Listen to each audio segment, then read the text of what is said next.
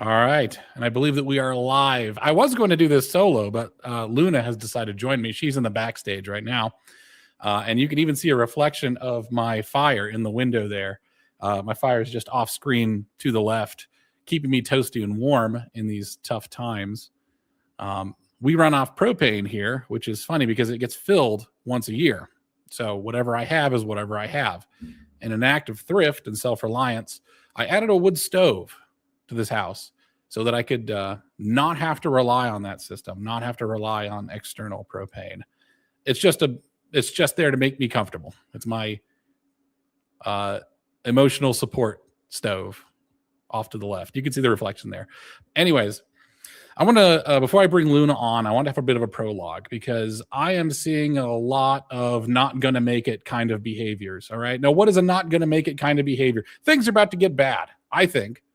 That's the easiest prediction to make in the world, by the way. This is why being a cynic is so easy and fun. If you're cynical, which I don't like cynics, I think cynicism is a doomer pilled, black pilled, whatever you want to call it. It's bad for morale. Okay, you've got to be a optimist in cynical times. That's how you survive. Okay, so I'm going to teach you a little bit about what I know about how to survive.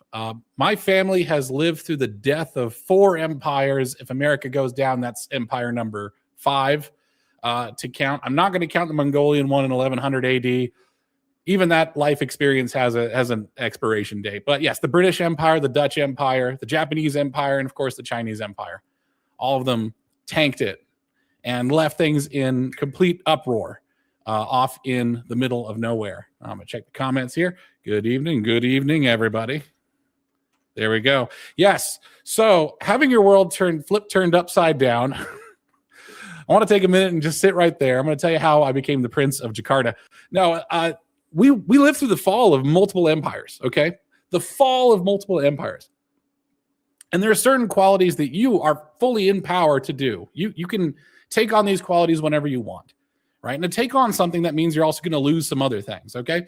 I'm going to teach you what you need to gain to survive the fall of possibly the American empire, financial empire, immigration empire, whether it's war, famine, all those horses, all those horsemen, whatever it is. Teach you how to get through it. It's not that hard. It's actually just an attitude adjustment. And I'm really, really harsh about doing this because it is life or death, I believe. It is life or death. The not going to make it, right? So I don't know if anybody's been on X, Twitter lately, but Freddie Mac and Sally Mae said they wanted to soften their credit score requirements in the name of inclusivity and DEI, I think were the words. Oh boy. Shoot. Here we go again. That's right. The Grove Street boys know this one because in 2008, we had a bit of a financial crisis because of this.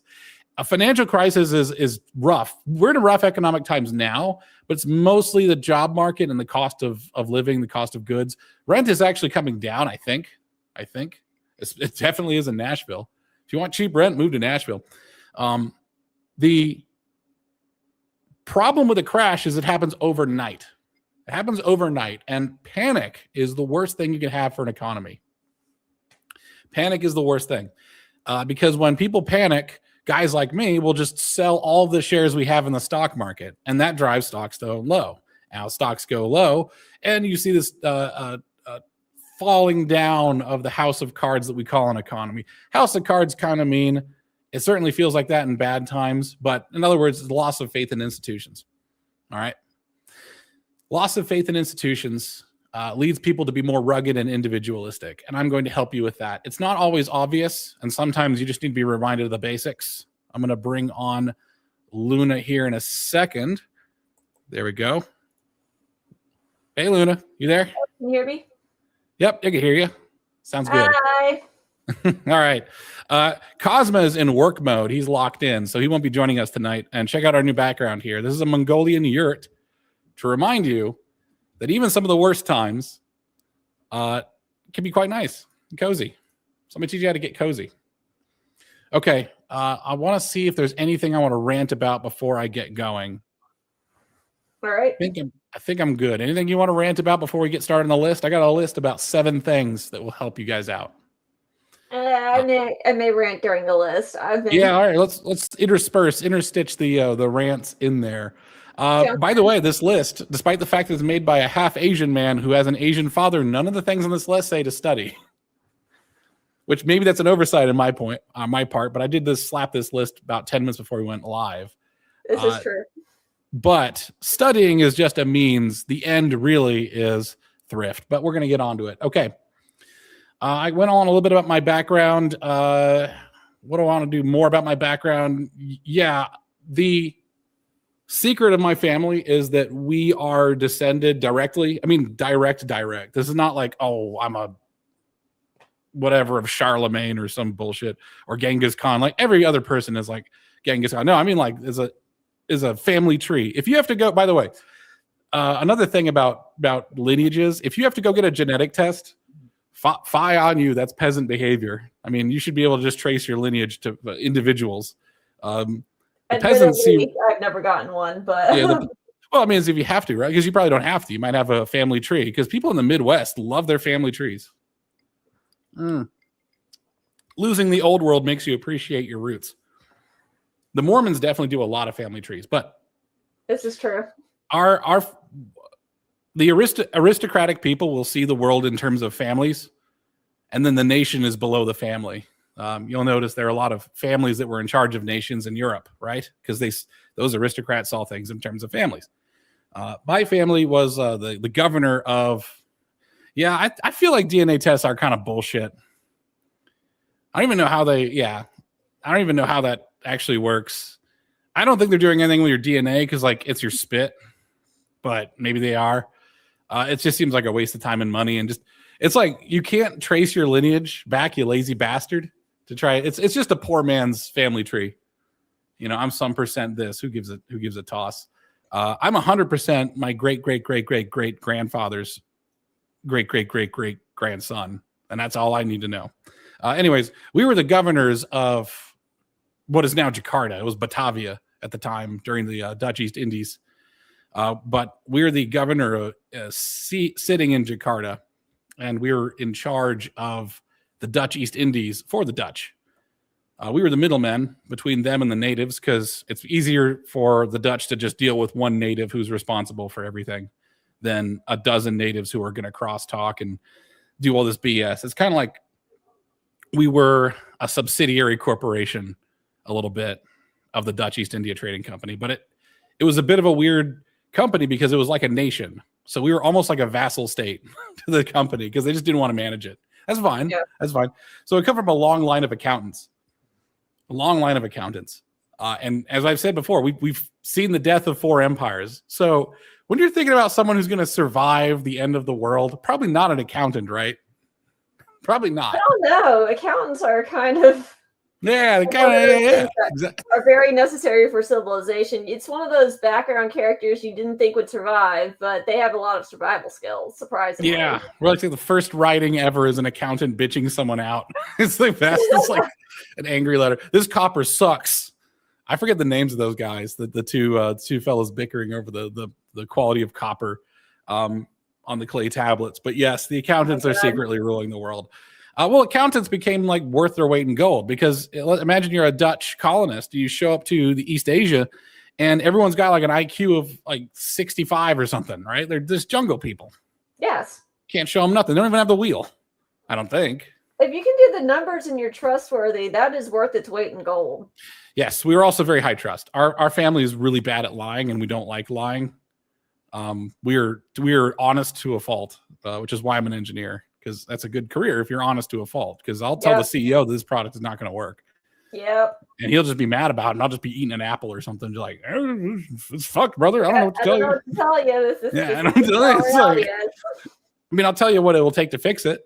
But anyways, and they might not like that. That's fine.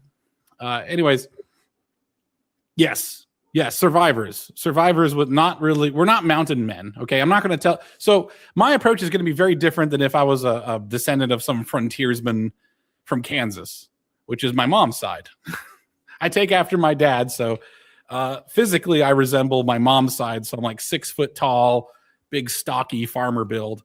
But I have the brain of an Asian. So go figure with that. Best of both worlds, I guess. I suppose. I mean, oof. Oh, yeah. Burn. Saying. You're not wrong. You're not wrong.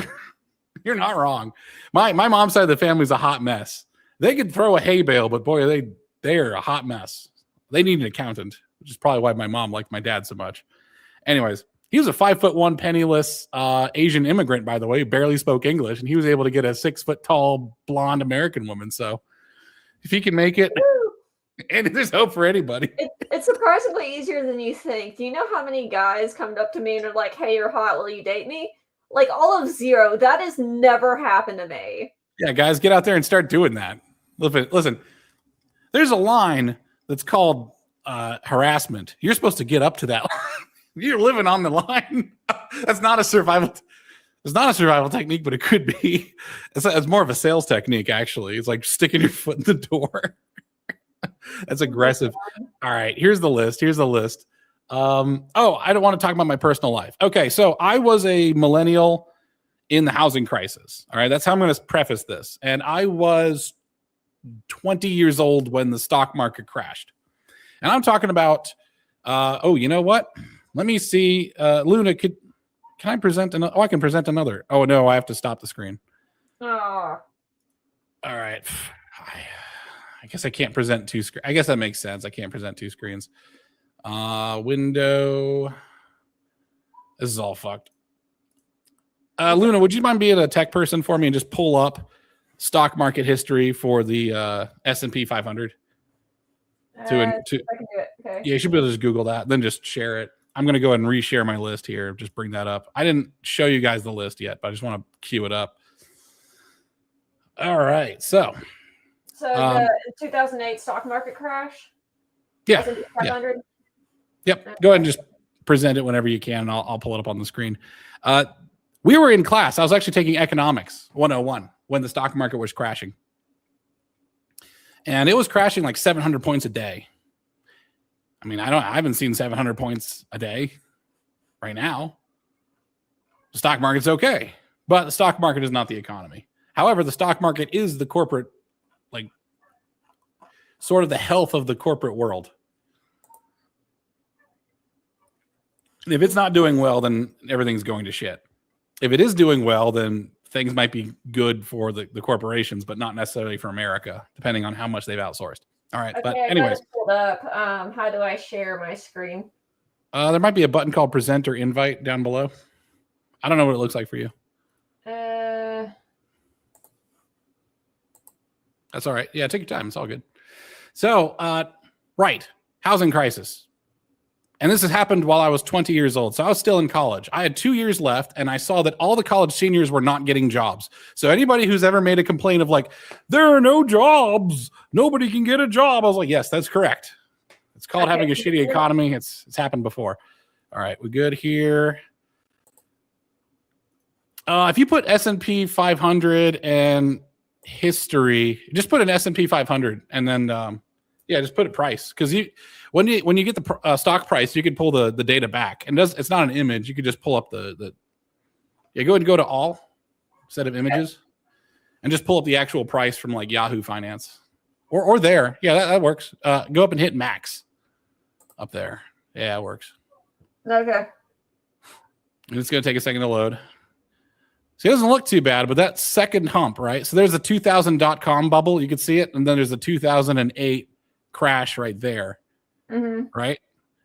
So could you grab me the peak price and then the minimum price? So like, yeah, right about there in the hump. You just eyeball. It's all good. Yeah. So 1504, bring it down to the bottom of there. It fell in half. I saw 760 something. Yeah. So the stock market basically. Yeah, the stock negative 50%. Negative 50%.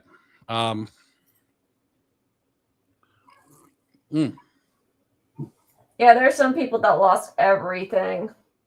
Diddley, you're not getting my point. I'm saying when I was young, no one else was also getting jobs. No, like young people as well. It's the same situation. Like people who have experience are always getting jobs. Like we've been complaining about 2 to 5 years of experience required for an entry-level job since I was in college. And I'm about to tell you how to get past that. If you're young. Yes. So I took a look at my And I'm going to unshare that now. Thank you for queuing that up. Appreciate it. No problem. Howdly doodly. The issue isn't people aren't getting jobs; is that the places are hiring or not hiring young Americans. Yes, that was true too. Back in 2008. Luna, am I going crazy? Nope. Yeah, it's the same thing. I'll let that sit for a second. Yeah, I overcame it. So I started applying for jobs and I had a job lined up within 2 weeks. And I got past the ridiculous requirement of needing 2 to 5 years of experience to get an entry-level job, because that was a ridiculous requirement when I was getting an entry-level job. Yeah. All right. I got past that. How I get past that, I took a look at the job descriptions and I saw that was my curriculum. I said, screw the university. All right. So I rejected that institution. And I said, I'm going to embrace the industry. I'm going to do what they want me to do. All right. What I did was I checked off everything on those job descriptions. And I collected like 10 plus job descriptions that were for something that I would want. And I made sure I knew all the things that were on there. I pretended that I was going to apply for this job right now. And I went and got those job skills while I was in college. I had a GPA of 3.075. 3.075 because 3.0 was the minimum requirement back then to get past HR. That might have changed, but the minimum requirement to get past HR was 3.0. I put all my other skill points pretty much into doing projects and showing that I had experience and like demonstrating that I could do the job like right now. I don't need training. So by the time I got out of college, I took stuff very seriously. None of what I'm about to list was actually part of my college program. I knew how to do CFD analysis. I knew how to do circuit board design. I knew how to do spice modeling for circuits. I like locked myself in a lab for 2 weeks to do that. I studied, right? I worked pretty hard. I built some stuff. I could memorize the McMaster car catalog. I was doing some pretty fun stuff, and I had a lot of fun doing it. And I had some great stories, and I won some competitions and all that stuff. And I was able to go in there and say, like, no, I'm going to add value. A bad economy is a challenge. It's not insurmountable. So I was able to then get so I got my first job. I was in some crappy basement apartment, the one with the letter on it instead of the number. So yeah. I know it's a crappy apartment. And I moved my soon-to-be wife up with me. We were both living in that crappy apartment. I was making 60 back then, 64. I was an entry-level engineer. And that's really good. It was good for the time too, but yeah. I was a government contractor, aerospace engineer. And I got the house on an FHA. This is the important thing. So how I got my house. So I got my job. How do I get my house? FHA loan. FHA is first time home buyer. It means you don't have to put anything down. The townhouse I got was $275, which was enough for me to not like choke on it too bad. By the way, I'm not saying I'm lucky in any of this stuff. The challenges were there. It's just the challenges are probably worse today, but they're not insurmountable. I ended up renting 2 rooms in this 3-bedroom townhouse for about $400 to $600. I didn't even sleep in my own master bedroom. Me and my wife built another. We turned one of the dens in the basement into a bedroom, and we both lived in there. It had its own exit out the back, the basement to the patio. It had a full bathroom, and it also had the utilities like the electrical and stuff, so I could maintain it, the hot water heater, that stuff. And I was just living in my own basement, but I wasn't paying my mortgage because they were my renters. I learned a lot about contract law. That sucked. I had some bad tenants. I had to throw some out. I had one that was on heroin. Oh, jeez. Yeah, it turns out people who are on heroin really like money, like up front. So I was able to get him to sign something that waived his tenant rights for like $100. It was super evil. I didn't like doing it. And I was like, I'm never renting again in Baltimore, like near Baltimore. I lived near Baltimore too. Baltimore? I didn't live in Baltimore. I lived in Baltimore County. Nice place called Hunt Valley. Mm-hmm. And it's kind of ghettoized now a little bit more. Yes. Yeah, that's how it goes. That's how it goes. You get a couple of low-income apartments, and the whole place goes to shit. That's how it goes. Yeah. Howdly doodly, they weren't real when I was young either. You got to stop assuming that the problems that you're facing are unique to you. You've got. So we're gonna get onto the list here. Should I say some of my background too, just so we're both on the, What? Should I say some of my background too? Oh yeah. It sounds like you moved to Maryland, right? As my family. Yeah. I'm not gonna dunk on anybody here, but you do have to like speak in good faith that I know what you're going through, because I am aware. I'm not a boomer. Boomers checked out. Like, here's one thing I don't get about boomers is why don't you guys know a ton about computers? Like, you were there when they were made. Like, you were there in the 80s when they were invented. You should know all this stuff. You've got. My mother has funny stories about it because she remembers them building the computer and doing everything from the binary, and she has such terrible luck with them. Like, she finds all of the bugs. Like, all of them always affect her. It's just her luck. It's funny. Yeah, it's funny. It's like, what I'm saying is, I was like, theoretically know how they work, but they never work for me. By the way, the boomers who stayed up on technology are like the best. Like, you listen to Tim Kaine or Sandy Peterson. Mm-hmm. Like, they obviously kept up, and they're super smart. I did not check out. I'm fully aware of what Zoomers are dealing with right now. Fully aware. Same. So come at it with good faith. I know your challenges. And when I say like millennials have this challenge, it's to say like, yeah, we have the same challenges. I would say that very little has changed except the value of money has gone down and the cost of housing has gone up and probably student loans. And I think student loans have also gone much higher. The value of education has gone down too. And if you follow this trend back to like the 70s, the 60s, when they introduced student loans, every generation has had it harder since then. Yeah. So it's harder, which, by the way, having it harder does not nullify previous generations' advice. It actually means that you should follow it even harder. You'll have less margin for error.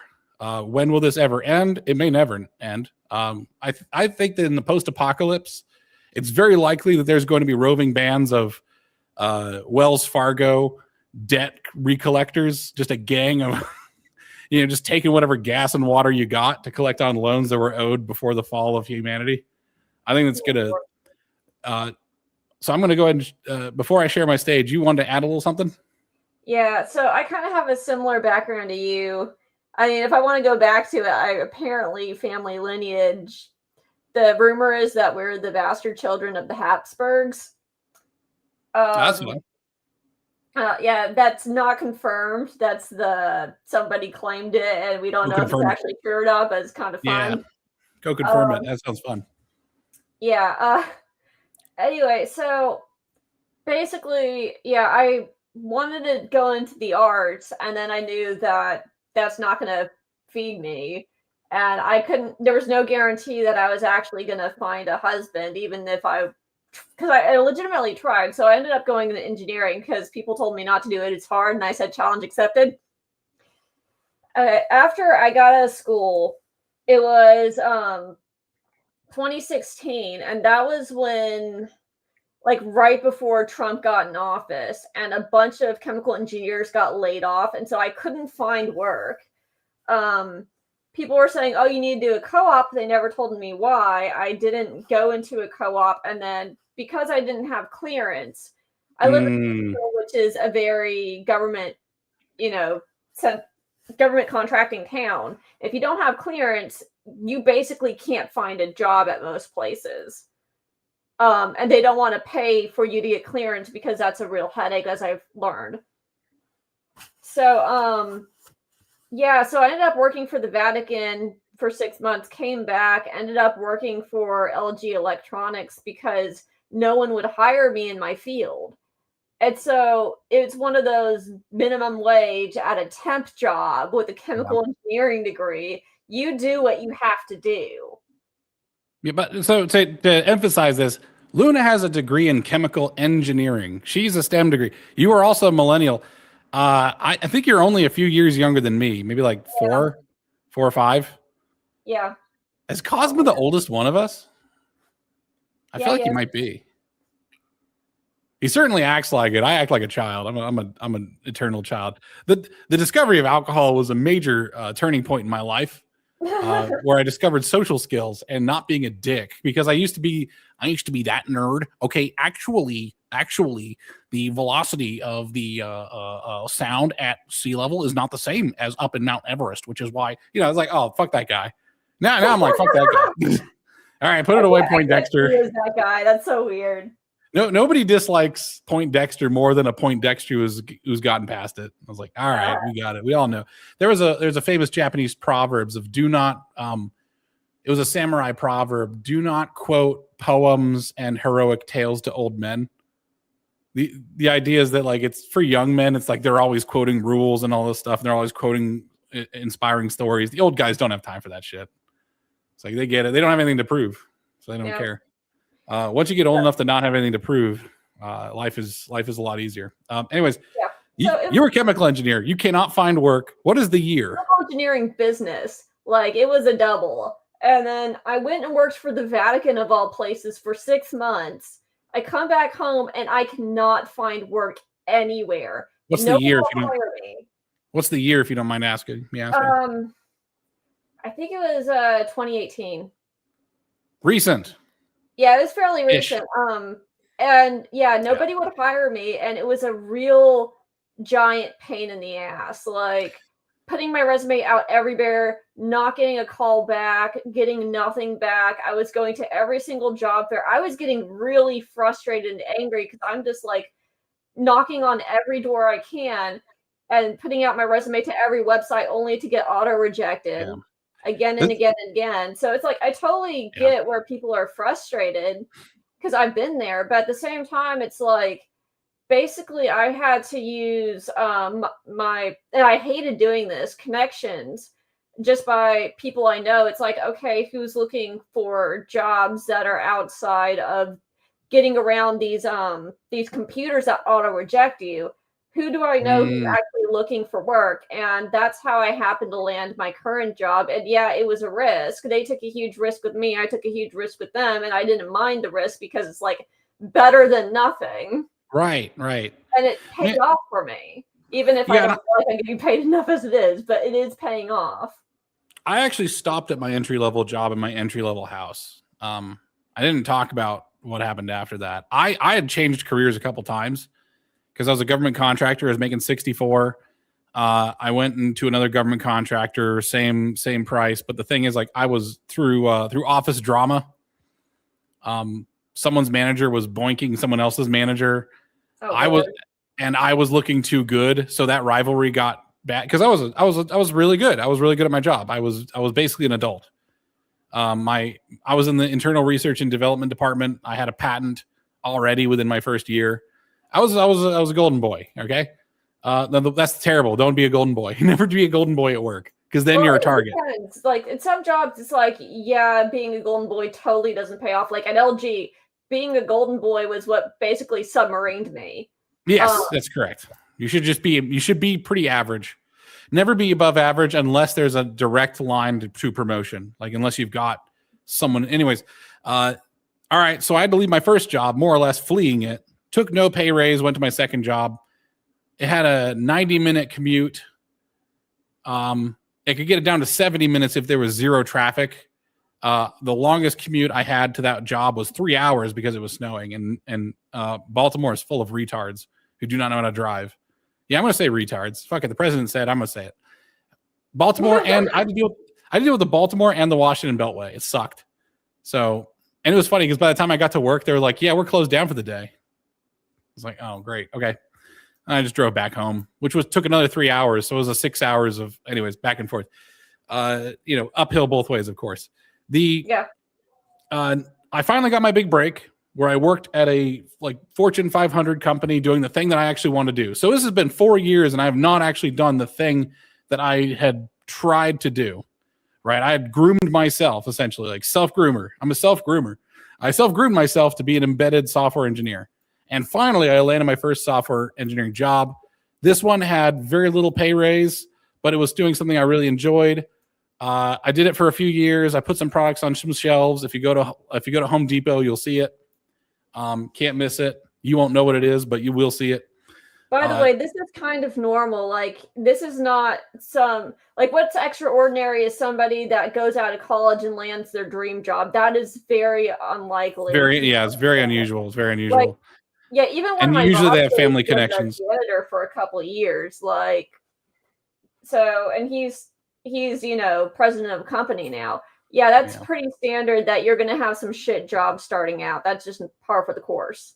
And by the way, I was like the wonderkind in college. So it's like being good at your job is not nearly as influential as being lucky or knowing people. I should have spent more time networking, to be honest. And picked an easier degree. One of my hard lessons too, because like I hated networking. I'm not social at all. It's like it's a skill, and it's fun when you get good at it. You realize that like that thing that you're bad at is actually not only really easy, but everyone is so non-social these days that to be like top 20th percentile social is just dead easy. As you said, if a guy just walked up to you and said, "Hey, you look really nice. You want to go on a date?" You'd be like, "Yeah." Like, you're really pretty. Let's go. That would make my day. Yeah. It's like, you're pretty. Can I take you to get a steak? You'd be like, I've been waiting my life to hear that. It's like never been. The bar is so low to be social. It's so fun, especially if you're in a STEM field. Oh my gosh. Anyways. Yeah.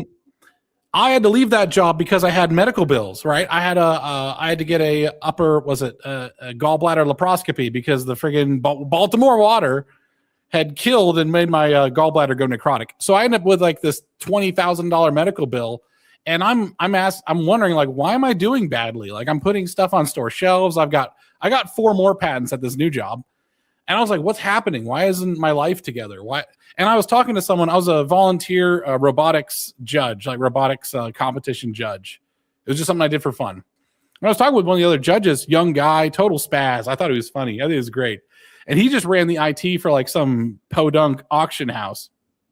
And he was like, "Hey man, that's why we do the hard work though, so we get that 6 figures." I was like, "You make 6 figures?" It's like, "Yeah, of course I make 6 figures, dude. Everybody makes 6 figures." And if you're an engineer. And I was like, "I don't make 6 figures. Fuck this job." So I went on the great fuck this job tour where I like changed jobs 2 or 3 times.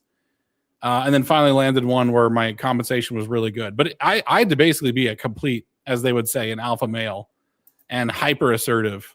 We're going to talk about this, these qualities in this list coming up here. I've been teasing it so hard. But yes, this is all to say that me and Luna's lives were not linear and had pitfalls, setbacks. There was times in that, like, fuck this job, I'm out phase where I didn't know what was going to happen next.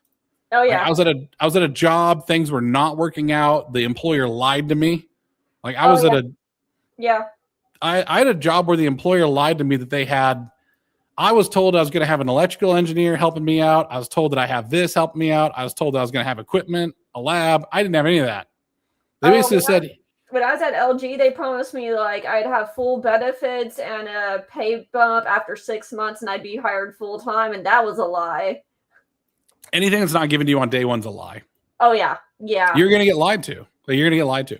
And you have to know to jump ship when you get in positions like that. It's like they don't value you. If you have the skill set to show that you're at least somewhat loyal, like you've been working there for like a year, then you don't quit your job until you have a job lined up, but you definitely keep the lookout for some place to hop ship.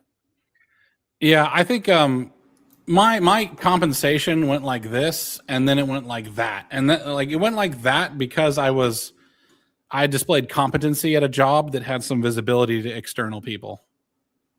And that was the reason. And also it was a complete career change. I went into sales. I'm a dirty salesman. Not an engineer anymore.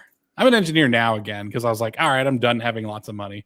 I would like to like sleep in my own bed and not, well, I say this, but I was about to say not drink tons of alcohol with customers, but now I just drink tons of alcohol with you. It was not healthy. I could polish off half this bottle in one sitting back in the day. Oh my God. Customers are wild. You get these engineers and you get an open checkbook and all of a sudden they just like, well, where would you like to go? Would you like to go to Ponderosa Steakhouse? It's like, I want to go to the strip club. I was like, oh, okay. That's cool. Aren't you married? All right, fine. We're going to, all right. That seems accurate. It's like 10, you're going to drop 10 G's entertaining a client if it's 10 mil. The bigger the client, the bigger the bill. The bigger the the bigger the bang, the bigger the buck. So I've been having to go to these Christmas parties as like a corporate liaison, I would say. Yeah, the amount of money that some of these people dump into these parties is ridiculous. Like, I wish I was a chick with big tits because I could sell like crazy. My God, it's just an open field. If there's a Sydney Sweeney of sales of like semiconductors, holy shit. So that was so many advantages. Oh my gosh. You know, I never met a female salesman. I think because the pressure is extremely high. If you guys haven't seen that Glengarry Glen Ross, all right. All of this bullshit. This is not just old man complains at cloud. Okay. I apologize. We're old manning it. We're old womaning it. Luna's not nearly as old as I am. But we're just trying to say that we've had our shares of licks as well. And it was not that great. Like 2008 blew and it continued to suck for a very long time. And it very well may be the case that it's going to do the exact same shit again. Yeah, it's gonna. Dude, you thought it was bad now, man. And 5 years. What was that one meme? It's like, hey, listen, I know you think things are bad, but they're about to get worse. Ah, shit. This is why I burn wood. This is why I burn wood in the stove. Okay, this is why my heating is that. Because my dad, my boomer ass dad, pays like $400 a month to heat his McMansion, and I'm living in a ranch in the middle of nowhere, and all the wood I burn grows on my property. So it's just me going out there. I eat my porridge, I eat my ham, and I chop down some trees. Was that? We have a wood burning stove too. There's nothing wrong with that. Yeah, it's great. It's great. Oh, it makes the place comfortable. I can walk around my underpants if I wanted to, like in the wintertime. It's great. Actually, it's warmer in here in the wintertime than it is in the summer. Anyways, cozy. Super duper cozy. I can just pass out. I'm trying to buy a wingback chair. But all right, before we get on the list, I just want to show off something. I bought something. I bought a thing. Okay. You guys think that like I make a pretty good amount of money? I make like mid six figures of the like 100 range. Total compensation is probably like 150-ish, I guess. I get bonuses and stuff too. I have no control of the bonuses. It's just like the universe. Every time I get a big influx of money, it just goes out. Like something just happens and I end up having to pay it all out. I'm actually not used to having money. It was funny because the state of Maryland sent me a bill for $12,000. Wait, out of nowhere. They were just like, hey, what's up, bitch? You owe us money. I was like, this is very on brand for you, Maryland. And I happen to have $12,000 exactly in my bank account. And I went on a rant to my wife. I said, God, please, I just want to have it. I don't even need to use it. I just want to have it. Just give me a couple months with my money. I worked my ass off to have $12,000. And then Maryland sends me a letter and says, nah, bro, pay us. It's like, just let me have it for a couple months. I just want to see it. I was 35 years old. It's a 35-year-old man having a complete like kirk out. Like, I just want to have it. I don't need to use it. God, please. That's how it is, man. Dudes, people don't have their shit together until their 50s. By the way, everyone shits on boomers. Most boomers are super broke. It's not even funny. Accurate. They did not have to. Oh, go ahead. I was about to say, like, they didn't. All right, let's say that boomers lived in the land of like, they didn't have to worry about money and it grew on trees, a firm handshake, and you got the job. Do you think those people are good at handling money? No, they are fucking not. The cruise ship generation, the boomers, are probably not very good with handling money. So guess what? Like, the forces that are fucking you are also going to fuck them. Why would they leave a generation with just like huge bulging pockets of gold, but then like go after you who has nothing? The younger generation. Oh, I say you, I mean. Like, so what's that? On cruises, like they're blowing it all, going on cruises and doing whatever else. Isn't that the joke? Leaving nothing for their children? I don't think they leave it a lot for themselves. I think a lot of the lifestyle is paid for by home equity loans. Yep. I don't know how many boomers actually own their own house. Yeah, my parents do, but we're kind of a weird case. And I actually do have, like, I was going to say, I actually do have money. I save it all. I don't really spend it, even though I don't have a great salary. I need to fight with my bosses to get a pay raise. But Benign Number Station, I'm going to channel something to Benign here about our money. Can you read this? Read this, Luna. Just familiarize yourself with what he's saying. I've been sitting on this hair. Okay. I'm going to give you a bit of the advice from the old country. I suggest you buy some gold. Yeah. Get a pot of gold. No, honestly, Seriously. Buy some Honestly, gold, buy some assets. buy some. I would buy some gold if I were you. Oh, That's what I did with some part of my money. I thought I was gonna my wife was gonna divorce me at one point, and I called my dad because I was worried. I called my dad and I was like, Dad, what do I do? And he was like, sell everything you have off the books and just buy gold and then bury it. And I was like, you are a fucking accountant. You are. Oh my god. It's like I say the magic words and my dad pulls out like the black ledger or like the red ledger. This is the secret ledger of our people. Oh my god. You must go to Sumatra and bury it here. It'll be with your grandfather's gold. So who knows? I'm like digging up graves. It's like grandpa's grave, digging it up. Oh, thank God. Here's my inheritance. Oh, it'll be so funny. Yeah, dude, it has sucked for decades. It's fucking sucked for decades. But the thing is, the younger generations, what they see is the end result of us, our struggle, their Untergang of the millennials. And a lot of millennials are retarded. A lot of boomers are retarded. A lot of Gen X's are retarded. Okay, and and nobody knows how to deal with money except for the rich people, and that's how they got rich. Well, yeah, and it's like, all right, so we're gonna go over to the list now. Okay. All right, we're doing it. This list is pretty small. I already did this. I already talked about my come up, my background. Let's boop that out. Lesson 1. I do implore you, we are not ignorant to your struggles. Please listen to older people. I'm not asking you to trust us. Okay, I'm just asking you to listen. You do not have to trust us. I don't think you should trust anybody. I think you should verify everything. Okay. Older people are better than colleagues. Your colleagues are people who are just as lost as you. Okay, typically. Older people who have gone through it, like myself and Luna. Like Luna's gone through a harder road than I have. Right. And she's also younger, so she's more contemporary to what you guys have got.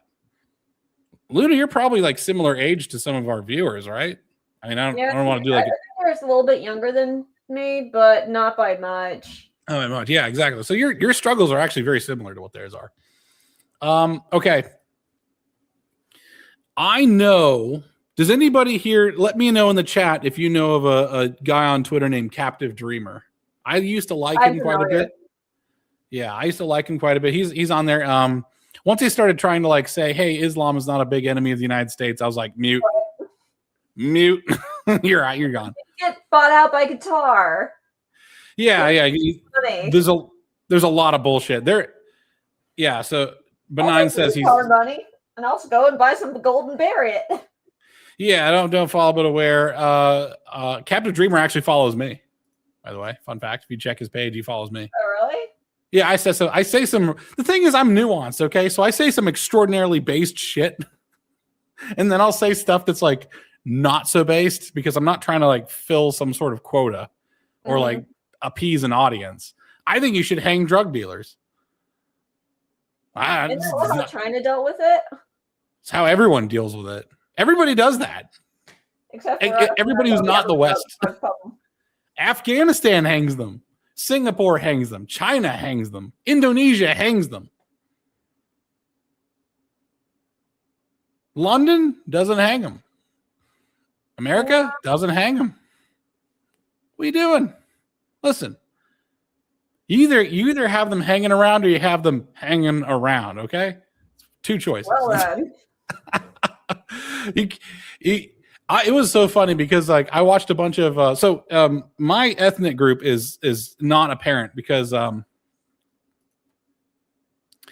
there's a lot of stuff I say that isn't based. Like one of the things I say that isn't based is I don't believe in an ethno state. I think that's actually weak ass shit. I think here's my non-based opinion. Ethno states, you should be a meritocracy because ethno states is like an ethno state is to paganism as Christianity is to liberalism, or no, paganism is to Christianity as ethno states are to classical liberal American style states, right? But Like the ethno state is hoping that their ethnos is good. What the ethno state people forget is that their own people are the ones who let the first immigrants in. Like Sorry, I was distracted by Captive Dreamer. No, it's all good. What do you look up his Twitter? Yeah, I did. Yeah, he's all over. He's a Canadian. That's accurate. Yeah. No, and I mean this for Europe too. They're doomed. They have to abandon the ethno state. The problem is they've imported the worst people in the world. What they should do is have like a student exchange program with Singapore and Japan. That'd be smart, and like entice them to live and work in their countries. Americans deal with their migrant problem, like all of the Islamic insurgents. They have to deal with that. If you want to see my non-based take on immigration. My first video of What is America, but by the way, my first video of What is America hit so many things on the head that it's worth watching over. It gets better with age. One of the things I say is that in this day of global mercantilism, so in the title of this stream, we're in the global merchant empire. It is nationless. The global merchant empire will persist longer than any of us will. The global merchant empire wants you to have the best and brightest, so you have to import them, but you have to be very careful of who you import. There is a Pareto distribution and a network effect. There's a reason why a lot of the tech development is done only in Silicon Valley. It's because there's a network effect, right? Yep. Now think of that on a global level. Everyone wants to go to America. If people stop wanting to go to America, America will end up behind. As much as I'd love to say it, like Americans are not enough because we always want to take the very top 1%. Yeah. But we also have to make sure that our systems aren't exploited, like with the H-1Bs. And we also have to be concerned about all these immigrants that are coming in, stealing our intellectual property and selling it to some of these other countries like China. Well, and I call this the tractor rule. Like I propose that we should have a tractor and we should use a tractor, right, to farm our food, right? Yeah. Now, if you misuse the tractor, it could kill you, right? Yep. Yeah. So I endorse the tractor. However, it's the imbecilic misuse of this tool, which has led to a lot of the problems. So people want to just never use the tool, which is not I don't believe is the right answer. That's why I'm not based. Either. I think you're correct about that, but it's also something that we have to acknowledge is reality that has to be dealt with. Like we cannot open ourselves up to all these bad actors. It's extremely easy not to do that. Yeah, and it is. It's just like you have to have people confident in there who are going to do the right thing and not be like, oh, have some sympathy for the poor foreigner. Right. Exactly. The thing about that is that systems must be maintained. Yes. And the problem is I don't shit on the boomers very much because I am sympathetic to everyone. I believe that people are a product of their time. I will shit on the boomers for one thing. They've let a lot of our systems go to shit. Yep. They've let a lot of and that includes the immigration system. And the government. I don't think people want to end all of yeah. Some people do, and those people are groypers or morons. Think of an American. Think of like random American. You ask them like, hey, you want to let this guy in? And you look at like some Japanese professor who like loves skeet shooting and is advancing silicon semiconductors. The field is, we're going to let him in. We're going to let him in. We're not an ethno state. And no one should be, I think, at this time. Like right now, we're in the global empire age. And unless you can homebrew geniuses consistently, like world-class geniuses, at the very least, import the ones and have them be teachers. Yeah. The Groypers don't know what they want. They're very inconsistent. It's the Groypers are basically just Mott and Bailey, but I think they just want attention. Are the Groypers the ones that kind of act like the wokest, except for on the other side? The woke right. The woke right is called. They're the Nick Fuentes fans. Yeah. What was this about? There was a really funny post this morning about immigration that was a parody of the milkshake scene from there. Yeah. It literally is like, I will drink your milk. Okay, so I was on a secret call with a Lotus Eater member, and he was saying like, yeah, America benefits from brain drain the entire planet. We brain drain the entire fucking planet. Hooray! If you want to, Because we're the only country that pays you if you are good. You want to make an advancement in like infrared optics? You want to make an advancement in like radio telemetry? You want to make an advancement in like biochem medicine? You better be an American. You better be in America, because our patent system is not only enforced by the law, it's enforced by the end of a gun. And we are so gung-ho. We're so gung-ho about our patents that we paid Germany while we were at war with them for the Mauser bolt action. Hooray. Like, we don't even let like mortal enmity get in the way of us paying for patents. It's like it's our sacred right. Imagine our enemy. We're just like sending them a check. It's like, it's pretty good bolt action though. So we're gonna pay you for this, and also eat shit because I'm bombing Dresden. Oh god. We're a bizarre country. America is a weird country, dude. America is a weird ass country. Hey, but that's why we're on top. Yes, there is correct. Howdy Doodler. Yes. I think a complete halt to H-1Bs would be excellent at this point. Yeah. I think we should definitely be, pushing for our own geniuses and revamping the entire education system. Here's what I would say. Is that we should, okay, this is dumb because I'm not the king of the world. I'm not king of America. Yeah. Immigrants should only ever be teachers. The visa holders should only ever be teachers, and they should be the best of the best. So we're here to just squeeze them. Like, we'll give them a ton of money, right? And that $100,000 per H-1B visa should go to the education of an American. So I don't believe that foreigners should ever work in America. Our work is property, isn't it not? Like, work is an asset. Yeah, I can kind of see how that would definitely be beneficial. And then at the same time, you wouldn't have to worry about them having, their hands on certain things that they shouldn't have their hands on and selling it to other countries. I mean, that would solve a lot of problems. Now it should be one way. I don't mind having a section where the foreigners are allowed to live, and that's all there is. Yeah. Too. Like, just put them in like want to marry one 20 square miles of Idaho somewhere is like where all the Japanese are. A Japanese, like, just like there's like a University of Idaho. That's so we're going to start sending everybody to Idaho to get training.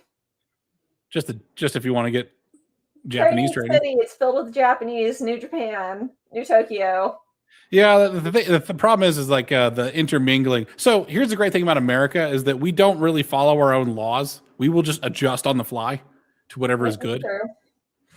So we'll probably make adjustments, whereas other places take us way too seriously, and they'll take American liberalism as exported by the CIA or whoever to the logical extreme and then destroy themselves. That's Germany. Rip. Ripperoonie. I remember that coming up when Trump was saying that people on Twitter were corrective. Yes, correct. Yes. You're going to have to. On this list here, I said, listen to older people. You're going to also need to be patient because people are also coming up to speed. Everything is sales. Everything is sales.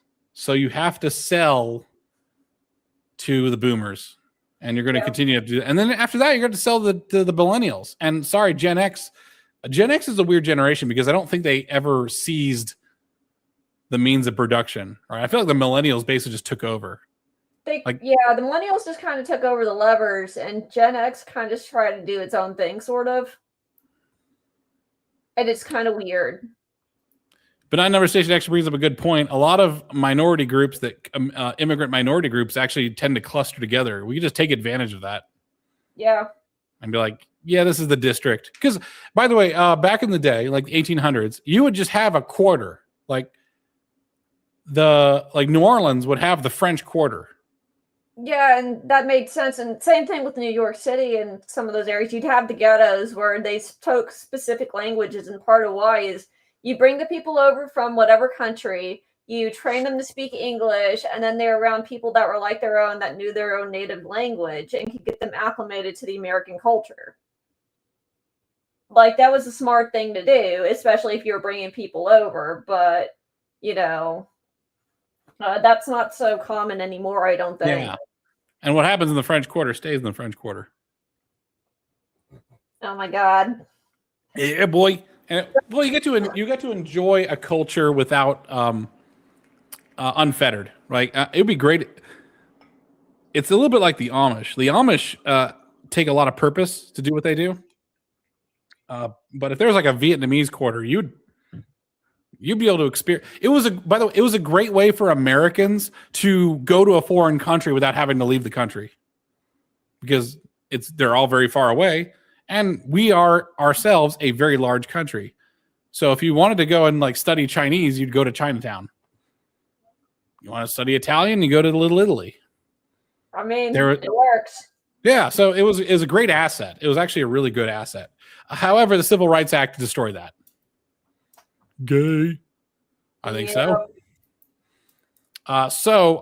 Ethnic cohesion as communities is actually only enforced by underground criminality.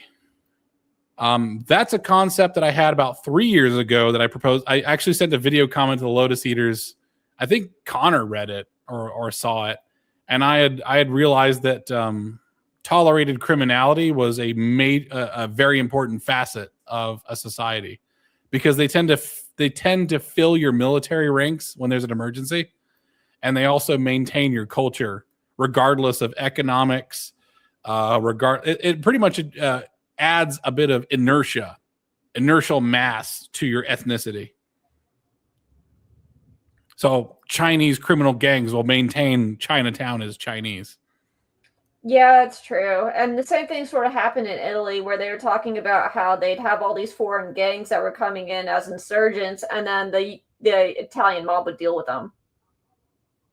I have a weird, unabiding dislike of the Irish. I don't know why. I don't know if it's in my blood. I am genetically half Northern English, I've heard, like by lineage. I need to actually because we left Northern England to come to America and then settle the West to Kansas. I'm a lot of things, but I don't think Irish is on that list. I know I'm part British and German and Danish and a couple other things, but I don't think Irish is on that list. Good for you. I think it is in your blood. Oh, good for you, Lottie. Good for you, Loss. Are we supposed to be racist now, Father? Oh my God. Yeah. All right. I'm all for. By the way, watching Piers Morgan and who was he talking to? Shit. Piers Morgan and Carlson go at it was like watching just British boomer and American boomer. It was very funny. I must have missed this in my buried under paperwork, and don't worry about it. Yeah. It's all bullshit. It's all bullshit. Oh, no, yeah. Benign number station. I don't like you now. I have to not like you. You're ethnically it doesn't. When people say they don't like an ethnicity, they usually just don't like a certain behavior that's associated with it. It was actually an awkward moment because I forgot that my roommate in college was black. So somebody came by asking for the black guy, but I had not associated blackness with him because he was the biggest dork I'd ever fucking met in my life. Yeah. His name was Alex. His name was Alex as well. Same first name as me. Yeah. And he was like Droopy. You remember Droopy from the Looney Tunes? Oh yeah. dear. Oh boy. I'm sad because we've got to go to calculus. Did you get the calculus homework, Alex? I can't figure it out. That was him. It was he was a cool roommate. His only request is I do not do anything sexual in his bed when he's not there. He's from Oakland. I thought my mom's side was heavy German, most stereotypical German name, but my grandpa was adopted. Turned out they're Irish. Oh, everyone's Irish. Everyone's secret Irish. Everyone's so mad. Oh, yes, exactly. We're all just Americans. You either I'm gonna pound my fist. You either become an American or you go the fuck back home. That's exactly right. No hyphens here, man. It was funny because my father tried to get me to like learn Indonesian culture, language, and all that stuff. And my orientation towards Indonesia is how I can exploit it. 100%. A lot of mineral and a lot of oils.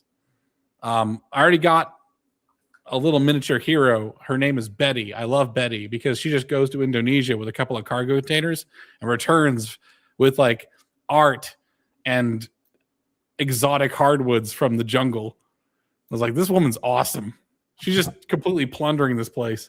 The wood grows back. Don't no need to freak out. Like cinnamon just grows on trees.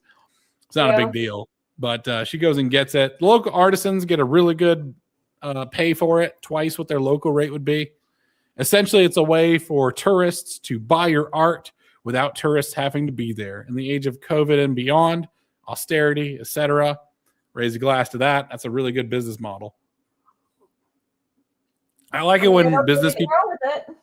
Yeah, I love it when business people go to exploit a place and they just make everything better. That's why. By the way, major digressions. The Age of Warriors is gone. Fuck the kings. Fuck them. Warrior king my ass. This is what drives me so crazy about some of the Brits. It's like, oh, for king and country, and to move out of England is to be a traitor. And I'm like, that's gay. Yeah. It's your birthright. You guys discovered the place, where you settled the place. I keep thinking about this line from a game where it's like, you don't need to be loyal to a king who has abandoned you. Correct. That's true. It's like, yeah. All warrior cultures are backwards and crappy. If you look at civilizations, they will look back on their warrior times as like a time of great discipline, as Cosmo will bring up. Moral discipline, however, not a lot of advancement, right? I mean, it's one thing to be proud in your ancestors. I mean, there is some honor in that, but there's more honor in what you yourself have accomplished. It's like, what have you? Well, we're individualists, so we would say that, right? Like, yeah, not everybody thinks as an individualist, but yes, I know, but it drives me crazy because it's sort of like a pride in this nation and this, that, and the other thing. And it's like, but yeah, your nation's falling apart and none of you will fix it. Well, this is true. There's a lot of reasons for that.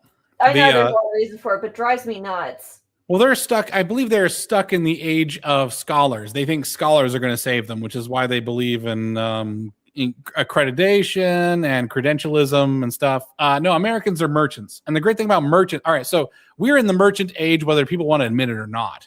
You don't want to be a warrior in the scholar age. The scholar age, by the way, all right, so I'm going to talk about the scholar age. The scholarly age brought us communism, fascism, all these pie in the sky utopian ideals were very scholarly. Esotericism. They weren't even the sexy scholars. No, it was like stupid, retarded. It was like goblin. It was like little goblin men who would use dialectics and words to take power. It was just Grima Wormtongues, and it's also it pains me to see there's a little bit of that in Lotus Eaters. It pains me to see that there's that on the right. As I said before in a post I made, right-wing influencers are a blight. They're trying to play word games. Aaron McIntyre is very bad about that with his netter, no enemies to the right. Yeah, it's like, no, dude, we have to fight all the time. That's actually, by the way, that's one of the I hate to say white race because I don't believe in necessarily. I feel like the white race is like whitewashing too much, right? Like it robs the heritage of the constituent people. But I'm going to use that. One of the great things about white people is that they tend to hold their own people accountable. Actually, that's like when one of them does a crime against a different race, they will just hang that guy. The problem is that they're not doing it across the board, and it's like all people by the same standard. They're letting they rise above it. They rise above the clan. They rise above the clannish ethnic nature, but they're trying to these dialectical people are trying to drag them back into that age of ethnocentrism and no enemies in our own midst. It's like, yeah. It just invites bullshit. Anyways, yes, it's funny because I watched Modern History TV. Modern History TV is a historian who also owns a video game studio, and he had a reaction video. I believe it was GameSpot that posted it. This fella who is the Modern History TV host went on to GameSpot to react to Manor Lords. I love Manor Lords. Manor Lords is a fun game. It's not complete. I was kind of hoping for Factorio medieval style with a bit of city builder, but it's not complete. Hopefully he completes it. He had a big fish patch update that caused a bunch of my places to starve. Like he made it so the fish didn't only bred in one season rather than all year round. And Oh my like God. it led to mass starvation on my old save files. Like I was really relying on all these fishes fucking all the time. And now they're only fucking some of the time. And now we're dying. We're starving to death. Damn my this patch. Man, but in this reaction video, he mentioned that people would have to apply for a license for what is called a burgage plot. A Yeah. burgage plot is just a vegetable garden. Yeah, and you told me this, and I started ranting. I'm like, "Oh my God, you're in medieval times, and it's like you need a license." And I'm just like, "It's a freaking garden. Just stick some vegetables in the ground. That should definitely be fine. Why do you need a license for that?" I don't want to shit on the English too much, but the there's a reason why that country has had probably. If I ask Grok, I wonder. They probably have the most like voluntary expatriates on the planet. Like they've founded multiple continents, like Australia and America, South Africa, like maybe not South America and not Asia, but like they founded multiple countries on people that just want to get the fuck out of that place. Yeah, the bureaucratic bullshit. Like, how can you voluntarily live like that? Yeah, they're English. It's just the way it goes.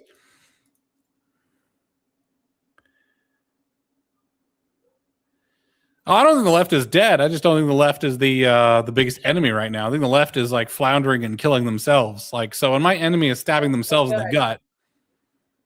Now we have to sort of deal with the people within our own, Correct, group and sort of straighten them out. And it's like, okay, this is the direction we're going, and pull them by the ears. Howdly Doodler, I want you to write me a 500-word essay on why Candace Owens is good for the right. Oh my God.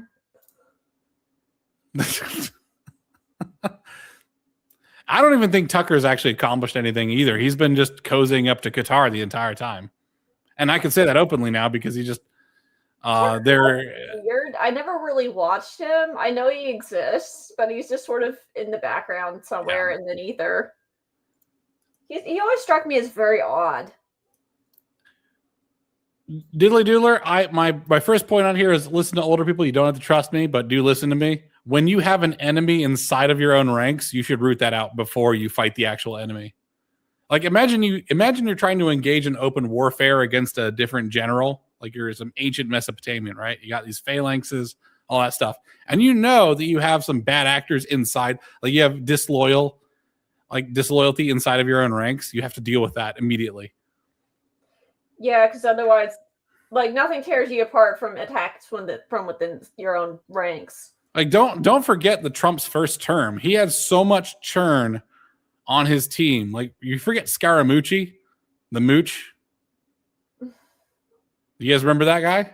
I kind of ish remember that. He was like the spokesman for the White House. He was a complete fucking embarrassment. He was like a cast member from the Jersey Shore. So he comported himself poorly. And then he's turned coat and is now anti-MAGA. So you'll end up having traitors inside of your own midst. The left is not our biggest enemy. The left is actually its own enemy at the moment. So maybe that's a strategic disagreement.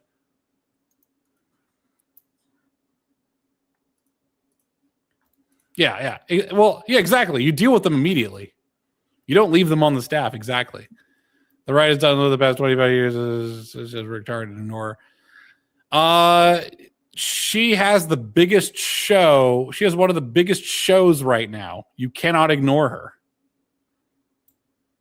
Okay? You can't ignore her. You can't ignore Fuentes. You can't ignore Tucker. Which is weird because, like, well, it's not weird, but, like, think about, Turning Point USA and how it's sort of struggling right now. It's like, yeah, Candace Owens seems to have more clout than them. You're hearing more about Candace Owens than Turning Point USA. Yeah, even after Charlie Kirk. It is actually detrimental to our efforts. Nobody's even talking about the Persistence, who is actually the person who's doing real work. Who? Turning Point USA does real work too, of course. But like, the problem is if you continue moving on with tons of ticks on you, sucking your blood, you're not going to have anything left for the fight. So who's a bigger threat, Candace Owens or AOC? I'd say Candace Owens. To pass 20, By the way, Howley Doodler, the Chesterton's fence, right? Chesterton's fence is like you find a fence in the middle of the wilderness. You don't know what it's for. You could decide to remove the fence or keep it. The 20 to the actual infighting on the right, I think, is actually a benefit to the right because the right is able to purify itself and not have embarrassing behavior. Whereas the left is extremely embarrassing. And in the age of social media, where information spreads quickly, the fact that the right has tended to be more consistently good and grounded has been a major reason why normal people have gravitated that way. Yeah.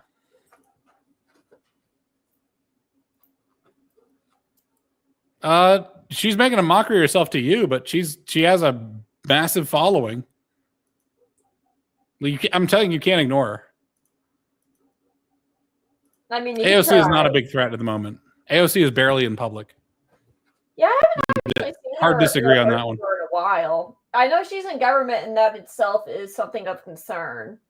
But she isn't big like she used to be. Like, She's another congressman now. On Twitter. Yeah, she's another congressman now. I don't think she's.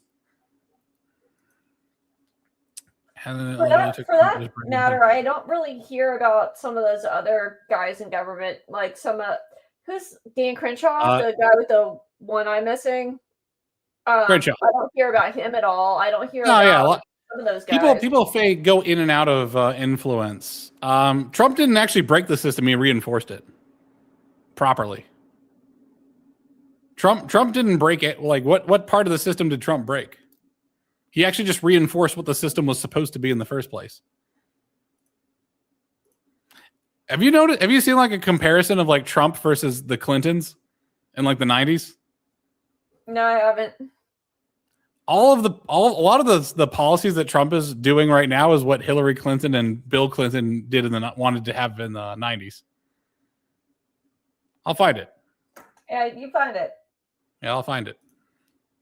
What is it, boy? Trump versus Actually, Clinton. do you need me to find it so I can pull it up for you? Well, I guess you have the one tab open, so. I have another tab open. I tell you what, if you could find it, it's pretty much just a comparison. Like the closed borders and stuff like that is literally just you're voted again. If you watch my video of What is America Part 1, like Trump is just a 80s Democrat.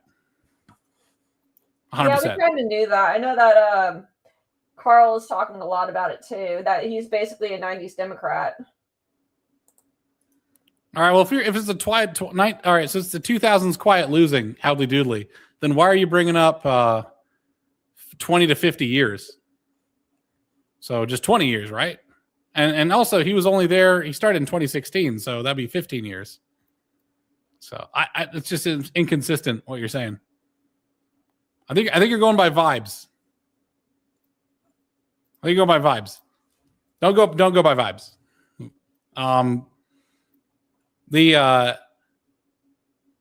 The system we have right now that we want to reinforce is like he hasn't repealed anything major other than the fact that yes, the Republicans are no longer like the designated losers because like the McCain era was designated losers. So he's just doing what the Republican Party was supposed to be. That's not revolutionary. Like Trump is not a revolutionary and he's not breaking the system. He's actually just using the party for what it's supposed to be and not the kabuki theater politics that's in the background. All right. I can't find it. I'm finding stuff about Trump versus Hillary Clinton. I'll find it later in a little bit. Yeah. Anyways, I'm going to move on because this is not what I want to talk about. Okay. So a culture of scrappy thrift. All right, back to the captive dreamer. He said something a while ago that says that people shouldn't have to adapt. That has never been true. Yeah, that's bitch made. That's extraordinarily feminine behavior. I shouldn't have to change. The world's not fair. No, you have to change. You're feminine behavior. That's just weak. You had the misfortune of being born with a pair of balls, then you will have to adapt and then satisfy your purpose. You're going to have to just. Sorry, this just kind of annoys me. This is not, like I said, not even feminist behavior. This is just weakness. Just childish, maybe. Like, I mean, when you're a woman, you have to go get married to whoever. Your life is going to change forever. And that's expected. This is, yeah. To say there's no change is like one of the things certain in life is change. That's always going to happen. Whether gradually or immediately, change always is constant. He's asking me to do a tweet check. I'm going to go do it. Vamp for me while I look for it. Okay, I guess I'll rant for you. Yeah, so basically, like, things are always going to change. Like, think about people who lived 100 years ago when there was no rocket on the moon. They went from people driving horses around the countryside to cars to modern day, where we have the internet and Grok. Like, how new is the internet? It's not like there are people that lived before the internet, and now it's so massive. There are people that like have deficit attention spans and can't stand sitting in classrooms. That's what teachers can complain about all the time, because it's just so new and we're not adapted to it. I mean, change is definitely something you have to deal with all the time. And yeah, so to be to get to your point, a culture of being thrifty, you gotta learn how to be poor. And I'm not saying you have to stay poor, but you have to learn how to, live within your means. Right? And I get so frustrated. Like, this is one of the things that I got really mad at a certain Lotus Eater about, where they were, complaining about their salary all the time. And at the same time, they were going out and eating with all of these women that were like high class women that they couldn't afford. And then complaining about that they weren't having the standard of living of their rich parents. And I'm like, you're broke. You don't make that much. You have to live within your means. And that means, you don't get to go out to eat every single night with some hot babe on your arm. Right? Correct. Things are like, we're not the boomers. Like, the boomer time is over. I can't pull up the tweet because Avericum got his account banned, I guess, because I can't find him. Who? So Captive Dreamer has this like another one of those like gay Latin phrases as his fucking handle, so it's extremely hard to find him. But it's AVIRUCUM 777. It's been banned. He said some stupid shit, or he like crashed out. You're going to take it on faith, man. Do you believe me or not? If you don't believe me, that's fine. If you do believe me, that's great. But he was pretty much like, you shouldn't have to adapt to changing conditions. Like, it's not beholden onto you. Like, this is unfair. You shouldn't have to adapt to it. And I was like, that's just not what men do. Men just deal like he's pretty much making an argument of he's making an argument against being a strong man in bad times. Is what it was. It's how I interpreted it. Right. Yeah. But yeah. You're going to have to be thrifty. You're going to have to be thriftier than you will never live a boomer life. And this is one of the problems I have with a lot of Gen Z is they seem to just want to live like a boomer. I saw a post the other day that was saying that like, hey, you could still meet people and make friends. And then some like doomer posted like, well, look at this, and posted like a derelict diner in a derelict mall. I was like, yes. And my reply was like, yes, because no one ever met anybody until diners and malls existed. Like, fuck off, man. Like, the thing is that you can have fun and not spend money. Like, that's what we had to do in college all the time. Like, I wasn't making any money. I was broke. And so you learn how to have fun and meet people without having to deal with, I talked to my wife, and neither of us have ever met anybody in a mall. We're always like there with friends we already have. Yeah, I've never met people at a mall either, to be perfectly honest. Like, why would you stop and talk to somebody when you're shopping? Yeah. You're trying to buy things, not, And if you're skillful enough to make friends at a mall, then you're skillful enough to make friends pretty much anywhere. Yeah. Because there's so much distraction. Like, you're not going to make a lot of friends the only friends you make at an arcade is if you're both in the queue to play Street Fighter 2. and you're putting your quarter down to mark like, hey, I'm in the queue. That's what you do. But nobody's in arcades these days hardly, so there's not going to be a queue anyway. Yeah, it's like, and then the thing is, like, people met before arcades too. Yeah, and you're like, before arcades, like, you got to find where the people are at, and that's always hard because most people are in their basements. Well, most people are in their basements, but they're also on the computer, and it's like you can post a meetup, you could post like some sort of in-person event of like, I'm going to do this. Like, we'll see. Maybe I'm wrong, but I'm going to try and do a electronics club in the town that I'm near. But we'll see. Maybe I'll get a code. It doesn't cost anything to go to your electronics club, does it? Say what? It doesn't cost anything to go to your electronics club, does it? No, I would just be in the library. Yeah, or like, there are things that you can do. There are hobby groups probably wherever you're living. You can go to church every Sunday and see and meet people, and those don't cost you anything. Which one number station was it? Captive Dreamer or the guy who was complaining about the diners and malls? Yeah, dude. Okay, so COVID made everybody a shut-in. You guys are already a shut-in. Fucking hell. I will say that most people are going to meet their friends at school, so the school thing is like a serious detriment.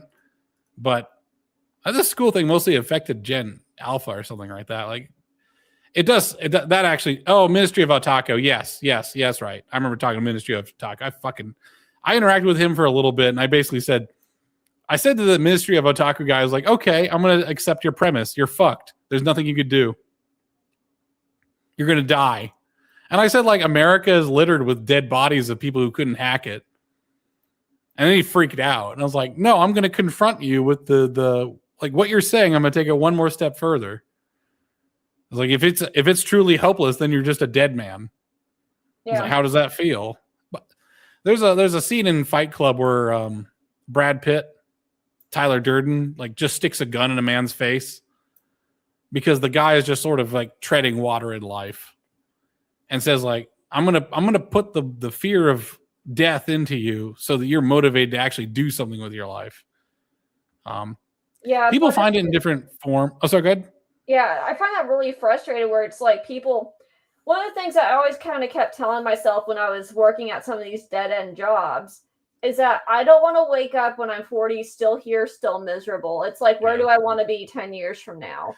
And I tell this a lot to people because it's sort of like if you're just sort of meandering through life, you're going to wake up one day and have your midlife crisis and it's like, I'm not where I want to be. And then you have no way to get there and your youth is spent.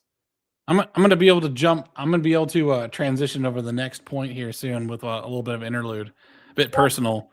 When I got rejected from the more about thriftiness, but there's more about thriftiness. Yeah, that's true. Yeah. All right. So I'll save my personal thriftiness, or do we want to move to the next point real quick and then go back?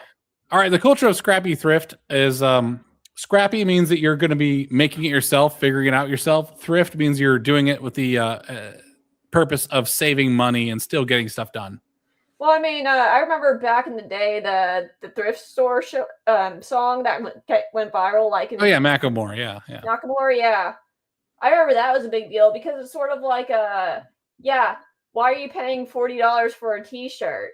Yeah, my wife is my wife has as much money as she wants. I mean, I give her. Well, it used to be $400 a month, and that wasn't enough, and I gave her $800 a month now to just spend on whatever she wants. But she also has the credit card. Yeah. And she goes thrifting. She doesn't she's not at Neiman Marcus, man. I ain't got that kind of money. The thing is that it's like a couple of things. It's sort of like, even with your wife, you want to find a partner who's not going to spend all your money. Like, all these guys want these women who are 10s who are dolled up and have all the makeup, and it's like, yeah, you can't afford her. And you have to consider it's sort of like what kind of woman you're marrying and whether or not you can afford her, number one, especially when they're talking about the birth rates and wanting to have kids. If you want to talk about loans, like, you want to buy a house and it's like, oh yeah, these guys want these super multi-million-dollar mansions. And it's like, can you afford that? No, but you can probably afford this nice little house in the middle of the countryside. It's going to be like a 30-minute drive into town. But that's affordable. It's like, what about your car? You're not going to be able to afford a Lamborghini, are you? Yeah. But the Toyota that's, on the cheaper end, like the Corolla, is serviceable. Yes, this is also a good point. Being thrifty means having a large time horizon. So a number station is saying, like, he buys stuff that lasts. I do too. You want to buy things that last, and you want it like if you're going to buy a pair of jeans that's going to last you 30 years, yeah.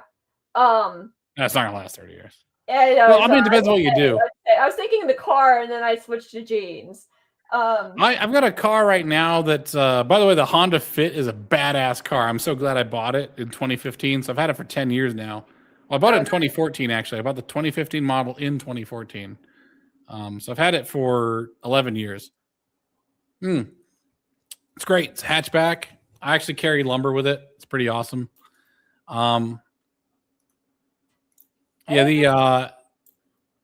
the scrappiness and the thrift really depends on what you want to do. Yeah. And avoid loans. Like if avoid loans. Like the two loans you're probably not going to escape from. One is your house and the other is a car. But I mean, even then, you definitely want to read the paperwork. You want to do the basic math yourself.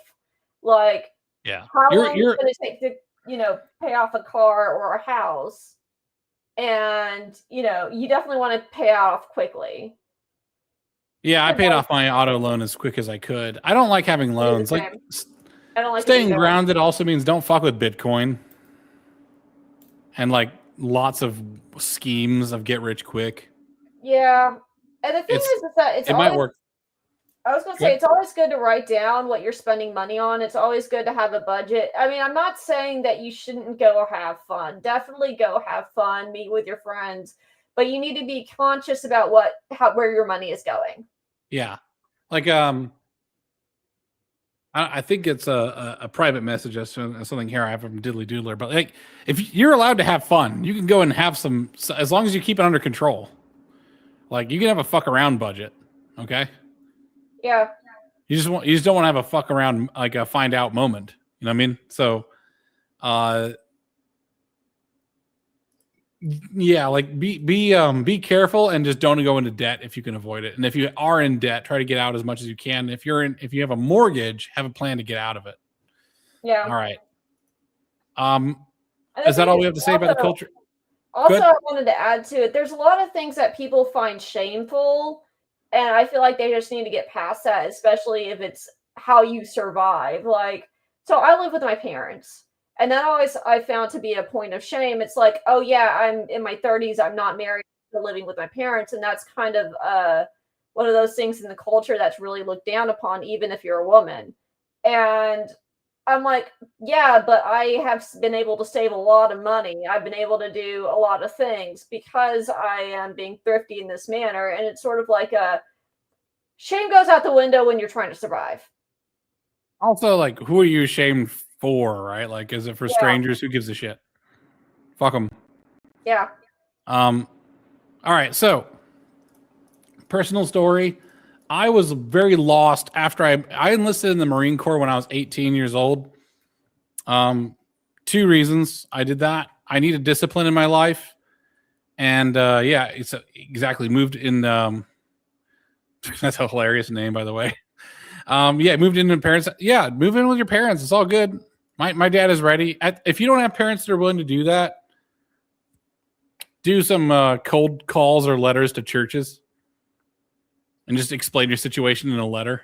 Or cousins, or whoever your friends. Yeah, just ask. One of my good friends let me crash on her couch for a week because I had nowhere to go. Usually, someone also has an extra room, and they're willing to just charge you like a couple $100 because it's like it's free money to them. Yeah. Yeah. So like, try. Shoot your shot, man. Shoot your shot. When I got rejected for the Marine Corps when I was 18 years old, and I wanted discipline because I just could not muster discipline. I'm still terrible about discipline. I believe discipline to be somewhat a myth, at least for me. And I wanted to go after Muslims, get at them in the Marine Corps way. And I wanted to have some sort of camaraderie. And I was rejected from the United States Marine Corps because of my asthma. There's nothing I could do about it. I signed the dotted line. I was ready to go. And I actually had a date to go to Paris Island, but at MEPS, they like sat and waffled on it and thought about it and like, nah, I got the call. You can't go. So I was to say like straight up, like suicidal. I didn't know what to do with my life. I couldn't get anything to work. I was a massive loser. Massive loser. I could get nothing to work. So I just got on my motorcycle and I just rode around the United States. And in that experience, I experienced what it's like to be near death, like to be in near-death experiences, like one drunken semi-truck driver, a kind stranger, an impromptu rodeo that just happened to be by the road, and I just stopped and watched. A beautiful view, a double rainbow. Remember that video of the guy with the double rainbow? All the way. Oh my God. Yeah, that double rainbow over when I entered Utah. Me being stranded in Utah and not knowing where to go because my map was out of date, because this was before GPS maps. So I ended up in Zion National Park. I happened to have exactly enough money to enter, $12, Zion National Park, and just seeing the absolute beauty of this place. And I was supposed to go to Death Valley. I decided to just turn around because it was bloody hot.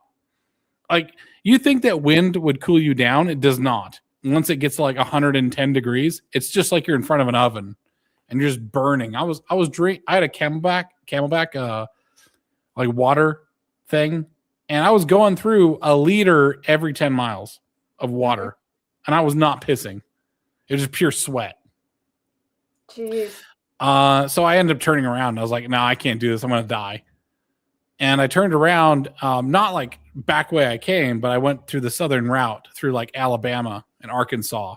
And, I saw monsoon rain, like heavy winds, enough wind to actually blow the motorcycle to the side. So I had to compensate with steering, leaning into the wind. I had to take shelter under bridges to get away from the rain.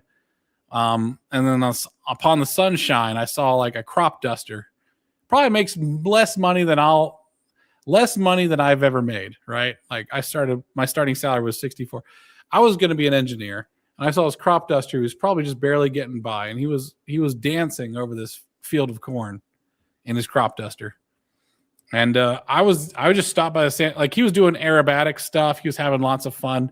And I just stopped on the side of the road, and it was just him and me.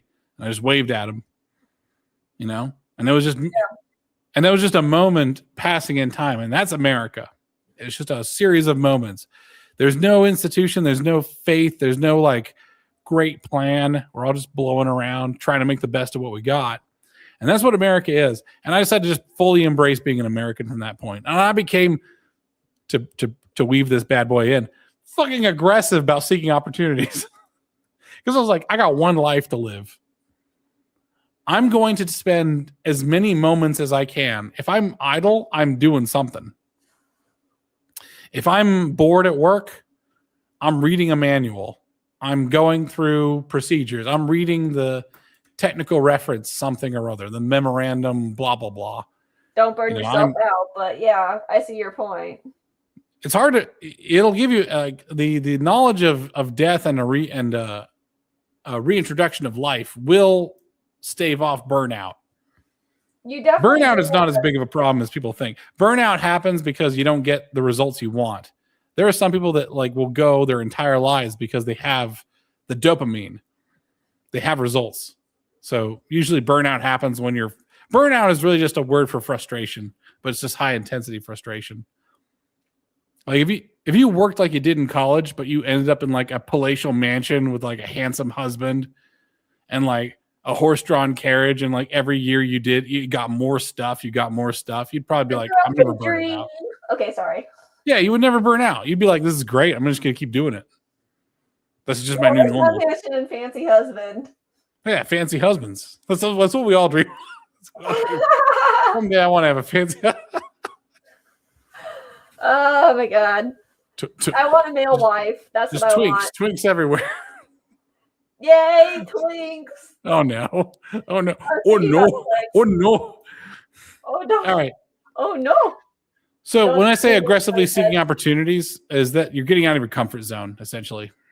Yeah. You're just getting out of your comfort zone. That's all. I feel like there's a lot of people that are afraid of failing, and it's like, and I want to say what's the worst that can happen? I've had some pretty terrible things happen when I shot my shot, but it's really not that bad. Like, I mean, if you hit the mark, you hit the mark, and you may move forward, you may learn from it. It's sort of like, where are you going to go if you're not shooting your shot. Like, you're just gonna sit there meandering in the same waters for the rest of my life, and then for the rest of your life, and then you'll wake up, 20 years from now and realize that you hate where you're at. It's like, where do you want to be in the future? And you can be content where you're at, and that's fine. And if you're happy, but if you're not fine where you're at, then you got to figure out where you want to go. And yeah, you gotta be the initiator of your change. Like, if you don't like where you're at, if you like where you're at, like I like where I'm at, I'm not changing shit. My ambition is like falling down. I'm going to be building a sauna this winter. That's my big ambition. Ooh, nice. Yeah. By the way, this is a funny thing because Alex Cosma has a theory that Nick Fuentes got sexually assaulted at some point, because everything about him just screams sexual assault victim.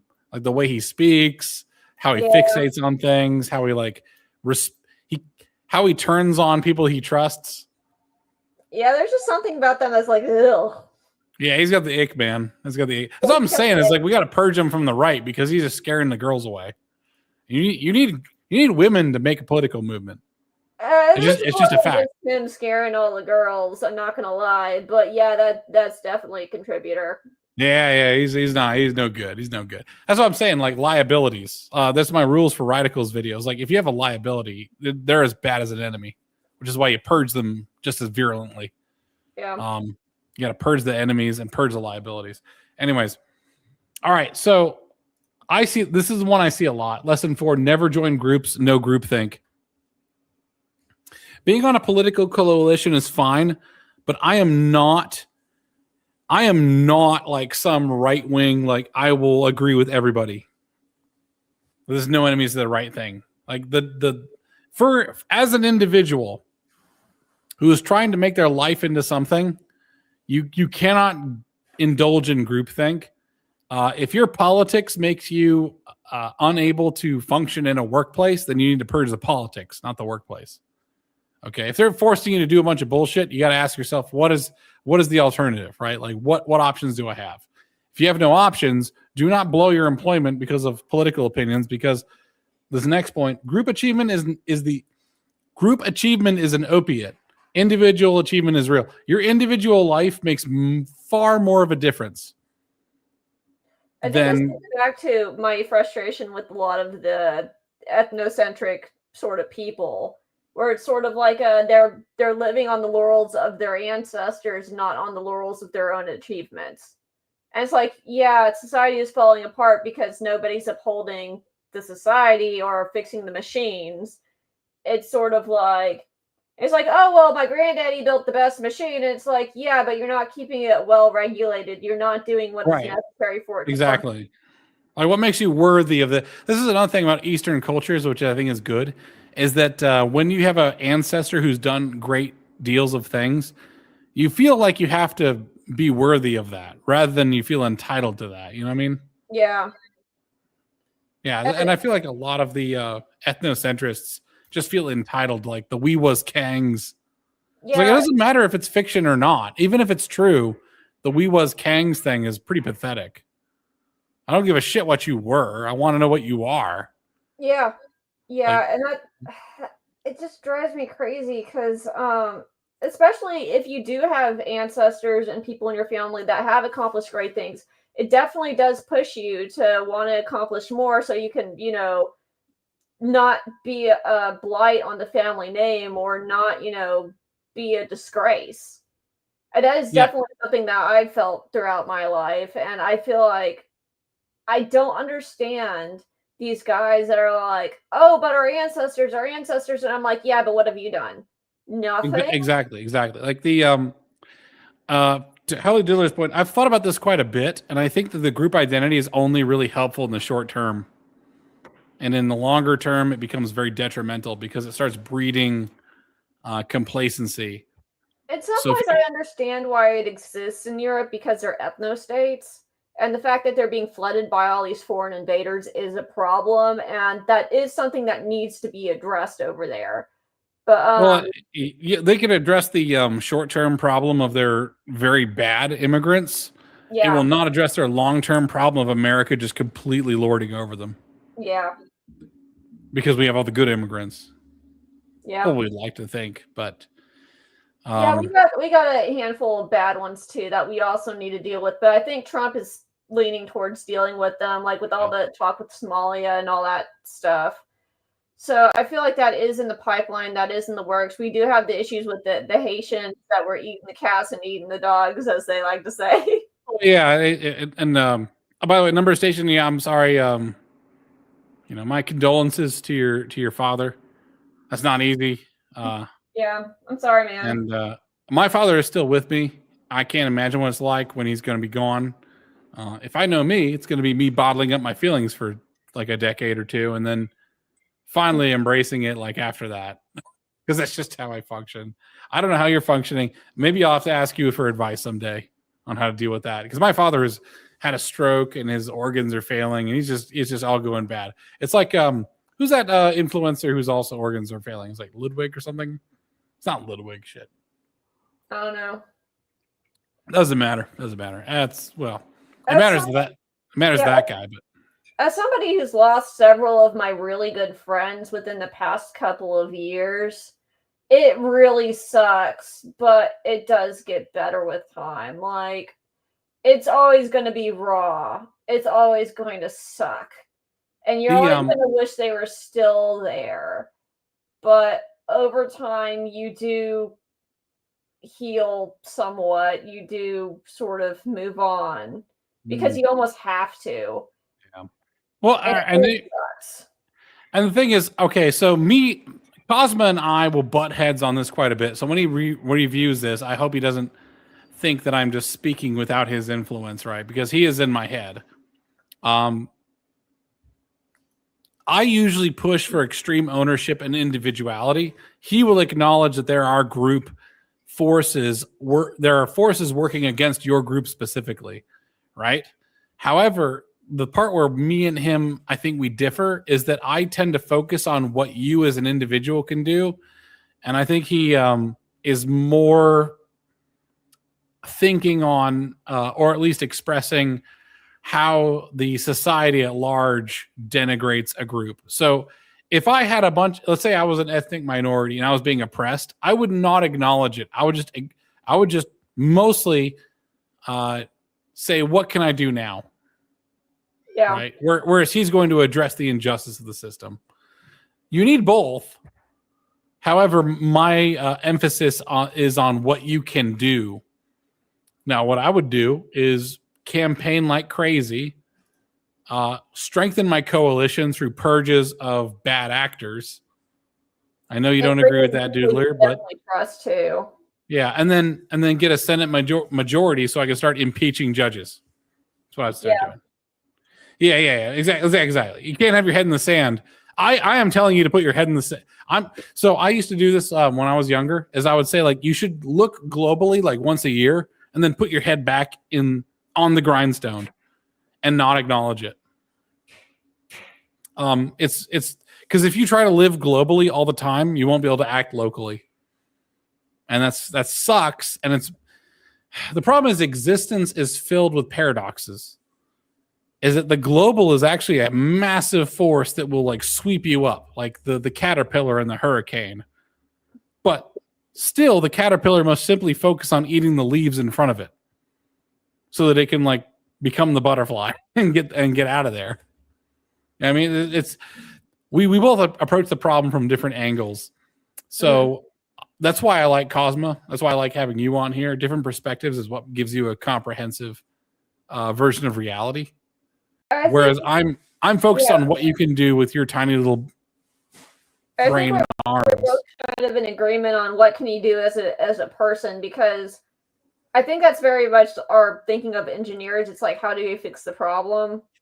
And it's sort of like a lot of people that's kind of where they fail, is they don't know what to do and they just kind of bitch and whine and stay in the same spot. And I feel like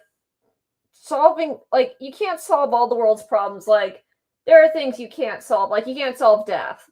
You can't solve other people being ridiculous. But there are some things that you yourself can do to at least mitigate the problems or make it less bad. And I feel like that giving people that advice really is helpful. So I'll address this, by the way, from Diddly Doodler. I think you're mischaracterizing me here. You're saying that my only goal is purging. It is not. You were seeing my short-term actions and my short-term focus and mistaking it for what I'm doing. I would hope that you give me better faith than that. So in the future, I hope you do. The enemies within always do more damage than the enemies without.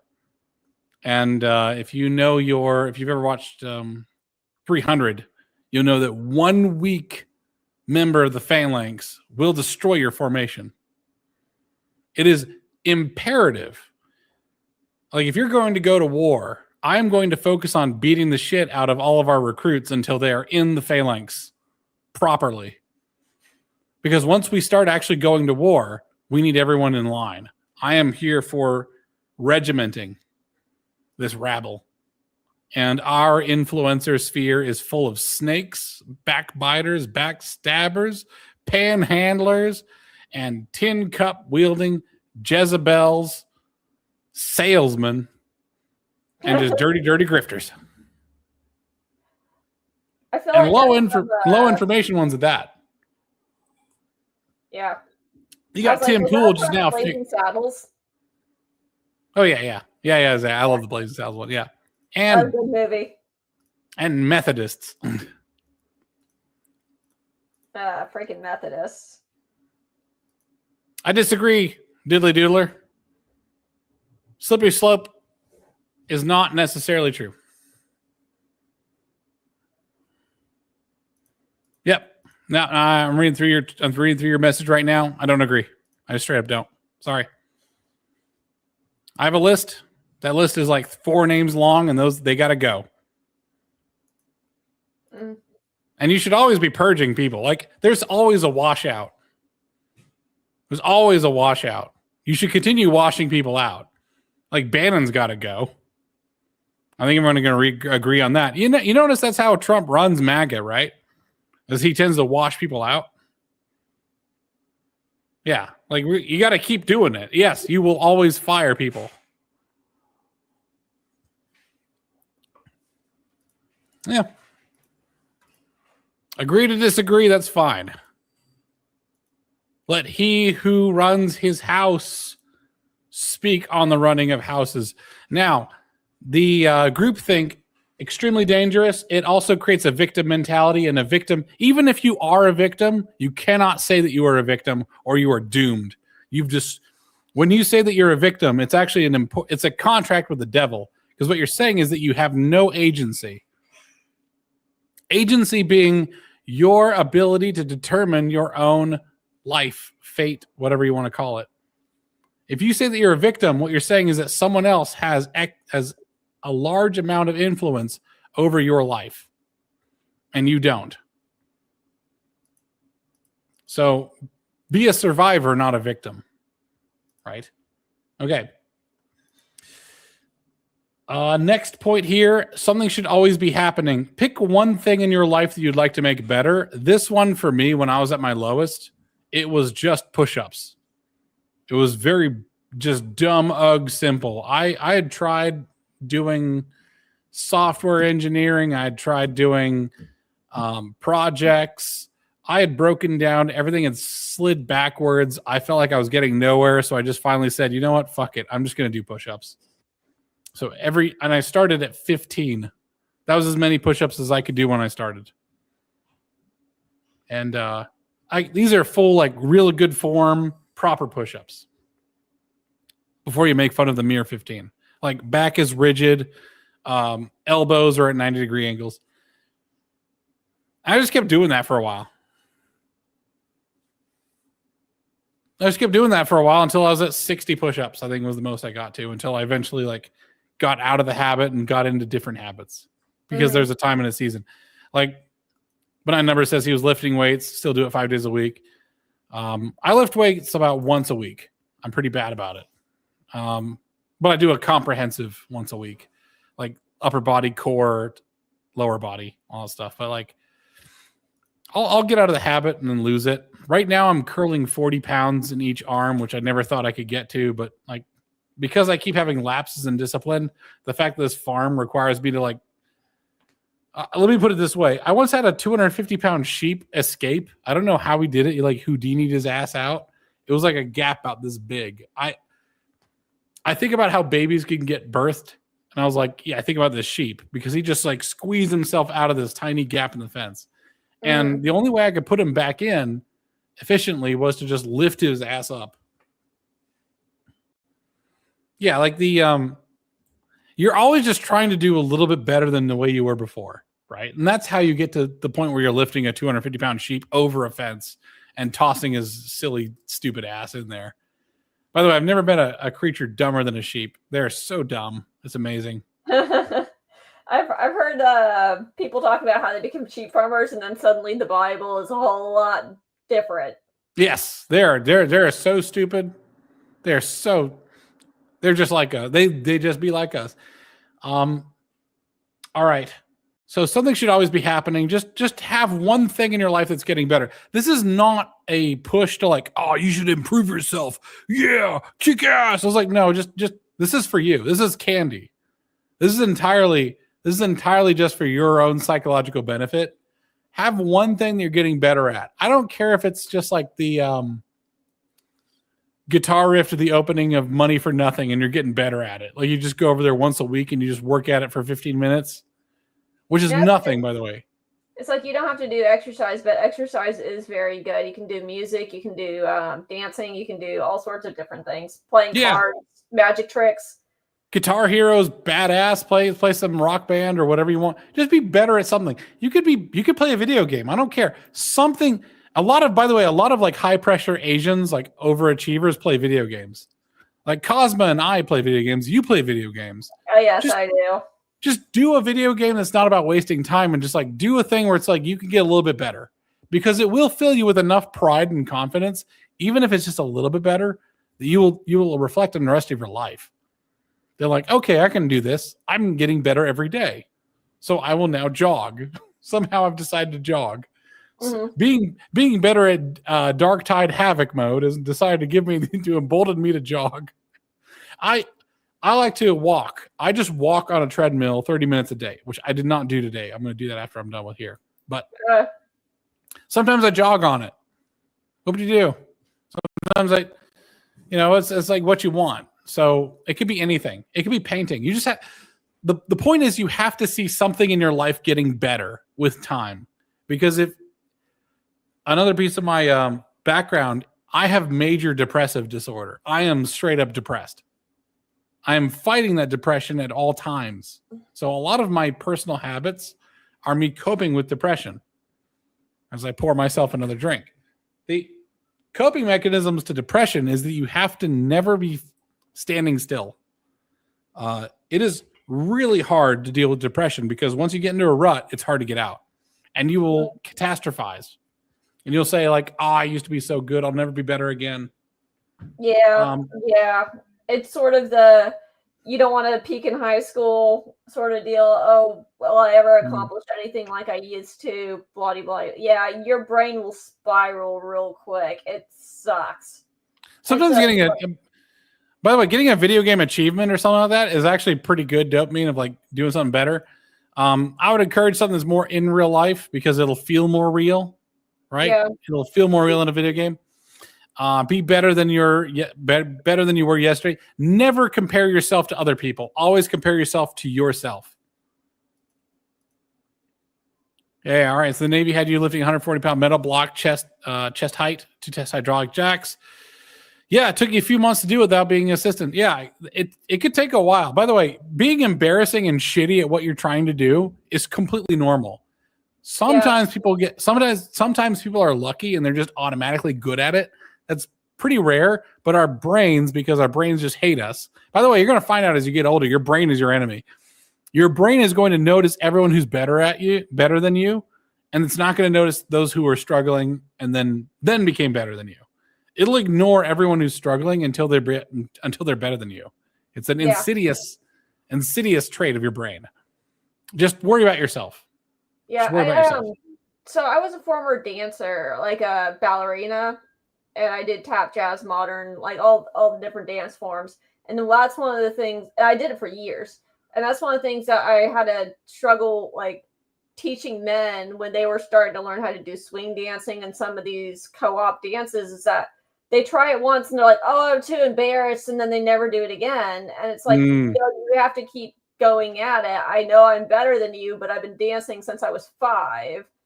It's like, yeah, this is your first time, you're gonna suck. You have to keep working at it, keep coming back, and then maybe after a year you'll be really freaking good. It takes time, and that's fine. Yeah, you got to be careful. You have to be kind to yourself because you are retarded. Imagine that you are a dumb younger sibling of yourself who you love. You love yourself, don't you? You want to love yourself. You aspire to love yourself. You have to be patient. Like, you have to be patient, and you have to have good faith that you're trying your best. It is an embarrassing amount of time. So you will never truly fail until you stop trying. You might lack for a win, but you're not a failure until you permanently accept defeat. It took me a long time to learn some very basic guitar stuff. I was self-taught because I was kind of broke, and I was frankly embarrassed to ask my dad for a tutor. I should have asked him for a tutor. He would have got me one. But I wanted to do this on my own out of pride. And it took me years before I could play my first song. It took me weeks to learn my second. That's just how it goes. Like, it's tremendous amounts of time of frustration. And then once you've hit that barrier, everything starts to come easier and easier. Stuff that was horrendously difficult for me to do 10 years ago, even if I'm out of practice, I'll like go back to it and it's like really easy for me to just do. I don't know what mental inhibitor. There's some weird mental limiter on young men. So it's like, and it's young of spirit. It's not about age. It's young of spirit. Stuff gets older. Stuff gets easier when you're older. All right. Something should always be happening. One thing at least should be getting better. Absolutely. Whatever it is, pick something that you be proud of. Like, you could be proud of like an army that you're painting for Warhammer. I'm not going to judge. I think that's badass. I think painting, like I've tried to paint stuff and I'm like, wow, more power to the people who could do this because I fucking suck at this. Next one, you got to be sincere. On the internet, a lot of people are joking around, and in real life, a lot of people joke around. You've got to just take certain things deadly serious. It's not like, oh, I'm learning guitar. It's dumb, whatever. Who cares? It's like, no, like you should be vulnerable. You should be sincere to the level of vulnerability. It was like, I would love to play classical gas someday. I would love to play classical gas. Can I tell a story about sincerity real quick? Oh, yeah, sure. Okay, so a couple of years ago, I was playing this one really crappy farming simulating video game, and one of the characters in there was a lame soldier, as in he hurt his foot and can't walk on it right, and he had a cute little dog that was following him. I can't remember the name of the game, but one of the things, and he wasn't even one of the main love interests that you could marry with in the game. He was voted in because people wanted to make him a love interest. But the one thing that really struck me about this character was his sincerity. Is sort of like that he was very honest about his situation, and he was very honest about, the whole thing. And it's like, it struck me so much, I dropped my controller. I was like, holy shit, there's nobody like this that I know of in real life. Like, people think that sincerity is weakness, but no, sincerity is unbelievably strong in a way that you don't even like fathom until you meet somebody like that. And then it's like, it almost blows your mind. Well, one of the things that endears Americans to Japanese, they're very sincere about everything they try to do. Yeah. There's no cynicism. There's no cynicism when it comes to Japanese people, which is why we love them so much. So you gotta treat. You know what? I'm gonna say this for our audience. I'm targeting this at our target audience. Diddly Doodler, everybody on here, number station, all that. Imagine there's a Japanese person who's obsessed with you. Be the person that Japanese person thinks you to be. Be the American the Japanese think you are? Yeah, be the American the Japanese think you are. Fuck yeah. God. That'd be so funny. love the American caricatures of America. It's like, hooray, Japan. Oh yeah, this is a good time for me to show off my new shotgun. I bought a new shotgun. I'm really proud of it. We'll grab it. Okay, go grab it. All right. Oh my god. Yeah, check this out. A300 Patrol. It's a semi-automatic shotgun. Yep, nice action here. Nice. There we go. Pop that back. Yeah, it's great. It's a Beretta, so it's Italian. Put a red dot on it. It's a Vortex. Fantastic stuff. Nice.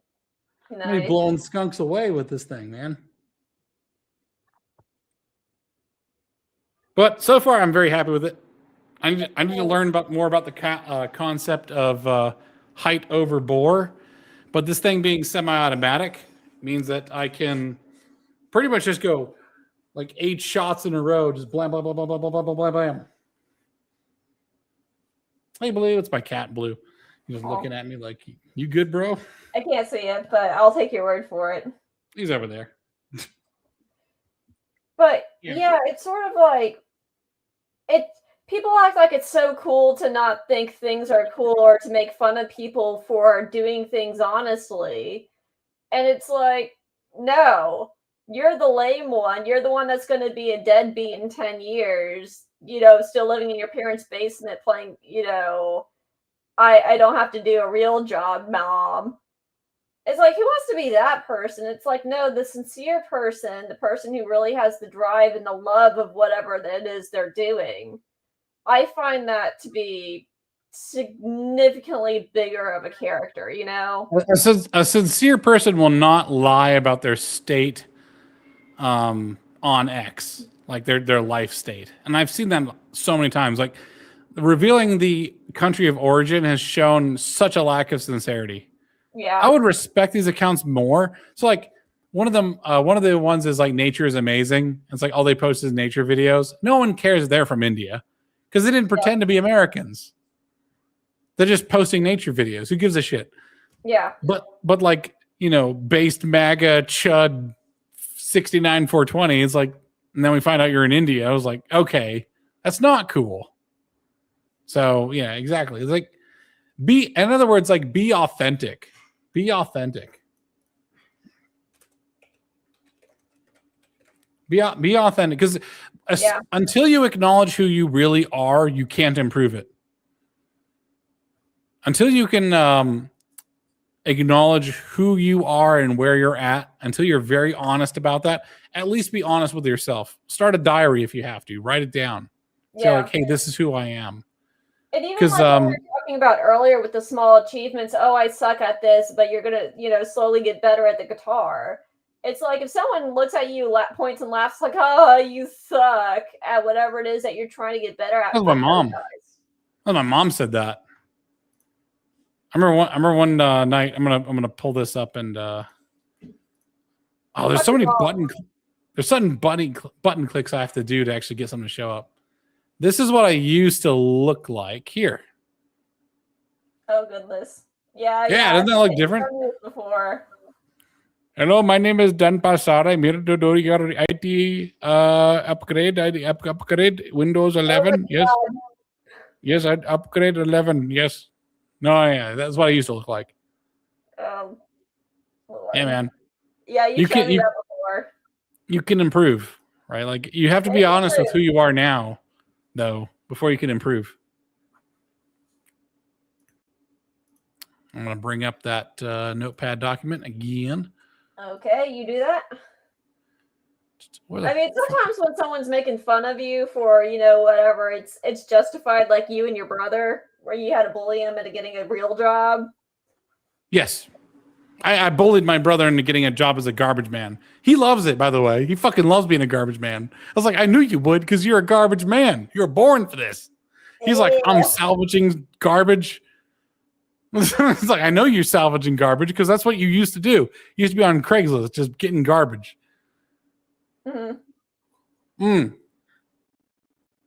He's he loves it. He's making $19 an hour. His marriage is better. Yep. Yeah, this is what it is. Yeah. All right. Yeah, exactly. Hadley Doodler's got a good point. It's like, yeah, wrestling is for everybody, Southeast Asian or not. They didn't try to obfuscate their origin. Just be authentic. Don't obfuscate who you are, man. There's a certain don't necessarily do this, but there's a certain liberation of being very open online.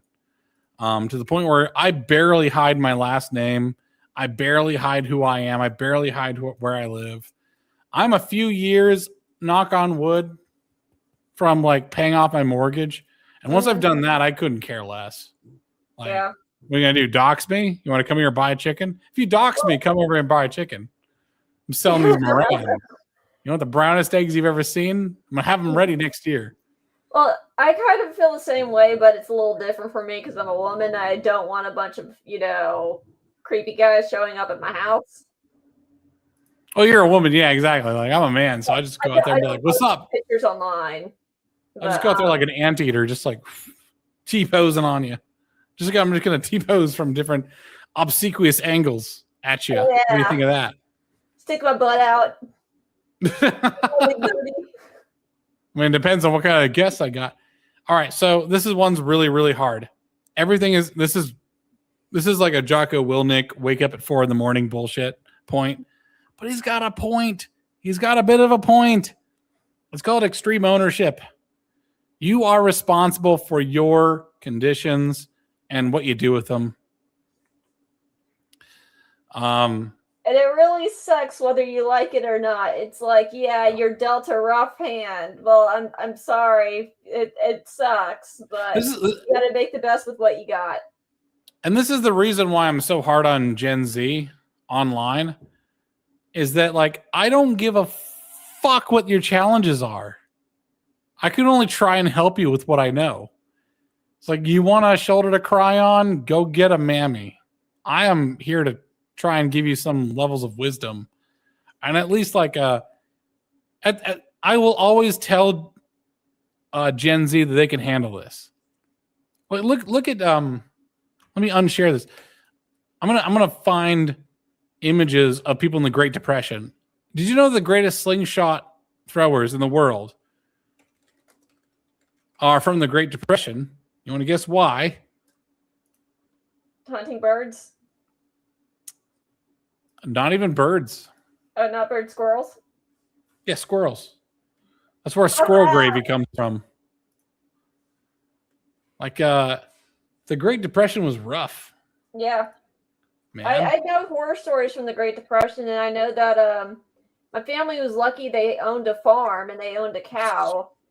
And they would get people from the train station coming and knocking on I think it was my great grandmother's door asking for food, and she'd have do a small job around, like, fix a door, and then she'd give them a sandwich and put them on their way.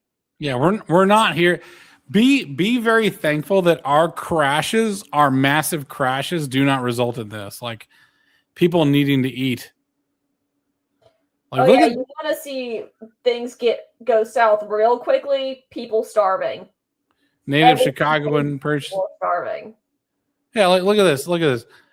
Wanted a decent job by a decent man, age 37, family, war veteran, paying on home, college trained, native Chicagoan, purchasing accounting, traffic, Illinois Central. And he's got his resume on his chest. Man, it can get worse. It can get worse. So it's like, but these guys are still trying. They're doing something. Now they're doing some crimes sometimes. That's part of like also what you're trying to do. That looks a little uncanny. That might be the devil. But like people are working there. It can get so much worse. And weirdly enough, our financial system bottoms this out. Here's my very unpolitically correct opinion. Are you ready for it? Okay, I'm bracing myself.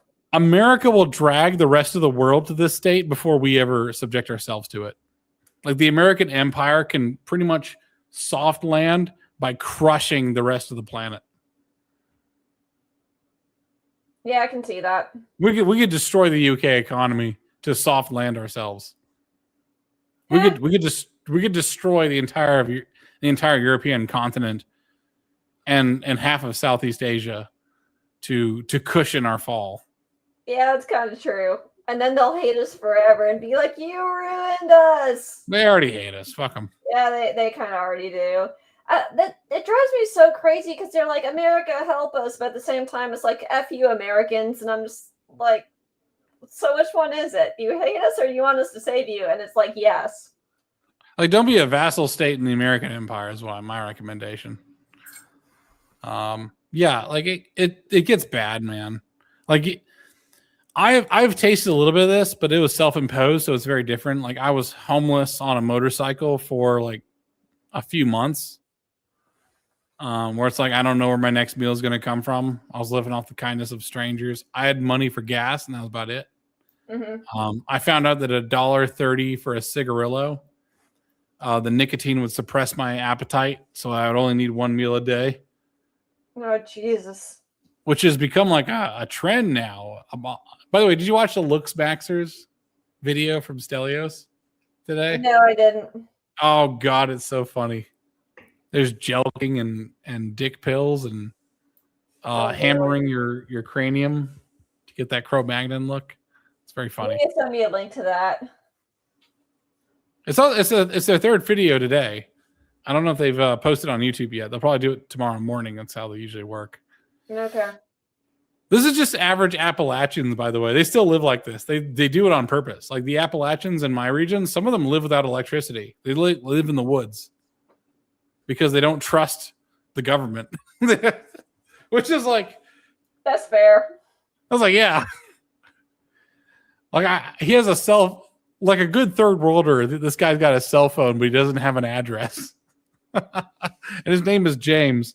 And he came by asking for chickens, and I just happened to have extra chickens. It's like, all right, James, here's some chickens. In exchange for the chickens, he gave me knowledge on how to trap foxes. Well, it wouldn't be damned is that his advice was fantastic, and I've trapped and killed foxes. Well, my wife has. The background of my phone is actually her walking out in her Sunday best with a rifle to execute a fox. Wow. Yeah, so that's the Appalachians. We're getting integrated properly. I still haven't gone to church with them. I really should. Yeah, I did that at least once. I am too much of a night hawk to really wake up early on a Sunday. That's a terrible excuse. That's the fair. excuse, but that's the true excuse. Well, yeah, I go to Saturday night mass, so I can't really say anything. I would love a Saturday. Yeah, I'd love a Saturday night like Herbert Hoover. Fuck you, Herbert Hoover. You Europhilic bastard. Look at him, soft faced. People talk about modern people having soft faces. Look at him. Yeah, man. Things are worse. Things are worse. Yep. These people look really happy though. They don't look very fat. But then the thing is, like modernity gave these people food, and boy golly, did they eat it. Mm-hmm. A lot of people got fat. That's actually the thing I wanted to preface with, and I forgot about it. We are okay. So anybody who's here, bless your heart. I love you. Please listen to these words coming to you. My ancestors dealt with the Opium Wars. This is something I want to say deadly serious. This is very earnest. My ancestors dealt with the Opium Wars, and because of that, the Asians are resistant to opioids. That's why I can drink over a liter of whiskey a day and then just stop drinking it for a week or a month or whatever time I need to stop drinking it. Like it just doesn't affect me in the same way, right? Yeah. I just drink because I'm bored mostly. Because all of the people who had a proclivity towards opioids are dead. The Opium Wars just filtered out. Like Charles Darwin witnessing the short-necked tortoises versus the long-necked tortoises being filtered out by a large flood in the region that the tortoises lived. The short-necked tortoises all died. Okay? Do not be a dyer. You are about to deal with a extermination event that we've been holding back for a century. This is my sincere belief. It's a bit tinfoil hat, but this is what it is. You got to be a little bit crazy to be sane in America. We are facing an extinction event that is coming soon. It is going to affect people who have I've got to do like a million freaking button presses to bring back the stupid list. I fucking hate StreamYards. Share screen. It's going to affect people who do not understand how to deal with debt. As I said before, debt is going to be sought after by like people in the post-apocalypse. Okay, it doesn't matter how bad things get. Debt is debt, and debt is forever. Debt is diamonds. Debt is forever, always. Debt enslaves you. If you want to be a slave, get into debt. You're a slave. Yeah, exactly. There's wait. If things go that bad, then enslaving you just needs the slightest pretense, and then it's done. To survive the extinction event, you need to do these things. You need to join groups, but no group think. Right? You need to have like some level of where did I put it in here? Like make friends on here. Aggressively seek opportunities. Yes. People are tools. You have to stop looking at them like sentimental thing. This is why a lot of stuff the Lotus Eater says is really counterproductive. If you're trying to form a sentimental bond with your people, that is very peasant-coded stupid. If they're a liability, cut them loose. If they are there for business, then they're in the fold. It doesn't matter if they're not of your people or not. You need to make friends. You need to get networking done. Okay? You need to always improve at something, because the best time to get to start mastering something is 10 years ago. The second best time to start mastering something is today. Just start. Just start. It doesn't matter. It doesn't matter. I don't care if it's push-ups. I started at 15 and worked my way up to 60. 60 is like maxing out the United States Marine Corps physical fitness test. I think it's very close to it. And that was just me on my spare time. Okay. If things get bad, you don't want to be useless. You can act as I think you can act as a group, but you need to think as an individual. Is the way I'd rephrase this. Okay. Mm-hmm. Stop with the joking around and fucking around. You need to be serious. Be serious, because seriousness means honesty, and honesty means proper improvement. Okay. And you need to, like all this stuff about blaming the Jews. Blaming the Jews is entirely a civilization's response to them no longer being at their peak and then needing someone to blame. Like they need somebody to blame, because the only reason that our great, wonderful people could ever fall on such hard times is because of an external force. Do not be the English. They blame someone outside. They blame America. Like you notice the Lotus Eaters, they'll blame America. They'll blame because they'll blame the global American empire, right? It's they'll like, if I wanted to control your country, I wouldn't be running it the way it is. Like, I'm not in control of your country, and I'm an American. I don't think the U.S. government is run efficiently enough to do what you're saying it does, to be perfectly honest. A good correction. Yeah, it's like, sorry, it's true. Like you cannot. If they start running with some external force having power over them, they'll never get out of it. Sorry, I mean, because agency at that point. Yeah, exactly. You have to agency max. Yeah, I'm sorry. I jumped in because Benign Number Station did point something out. Debt is forever if you don't pay it. Yes. If you've got debts and you pay it off, then it's gone. Yeah. But you cannot expect the fall of society to end your debts. So that's true. So I'll change that actually. Until paid. Yes. This doesn't go on its own.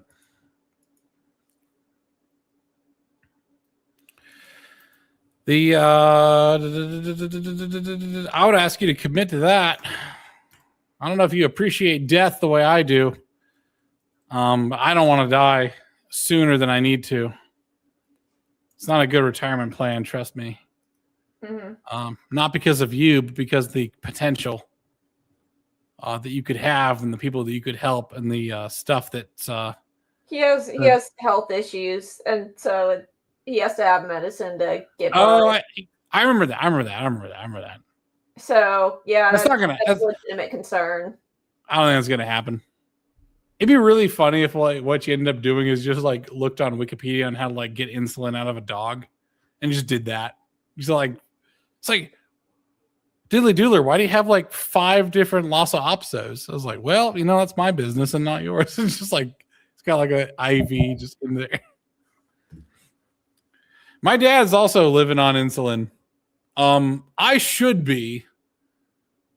Have some weird chemical that I continue to inject on a daily basis and somehow stopped it from happening. I'm just kidding. Alcohol's not saving me.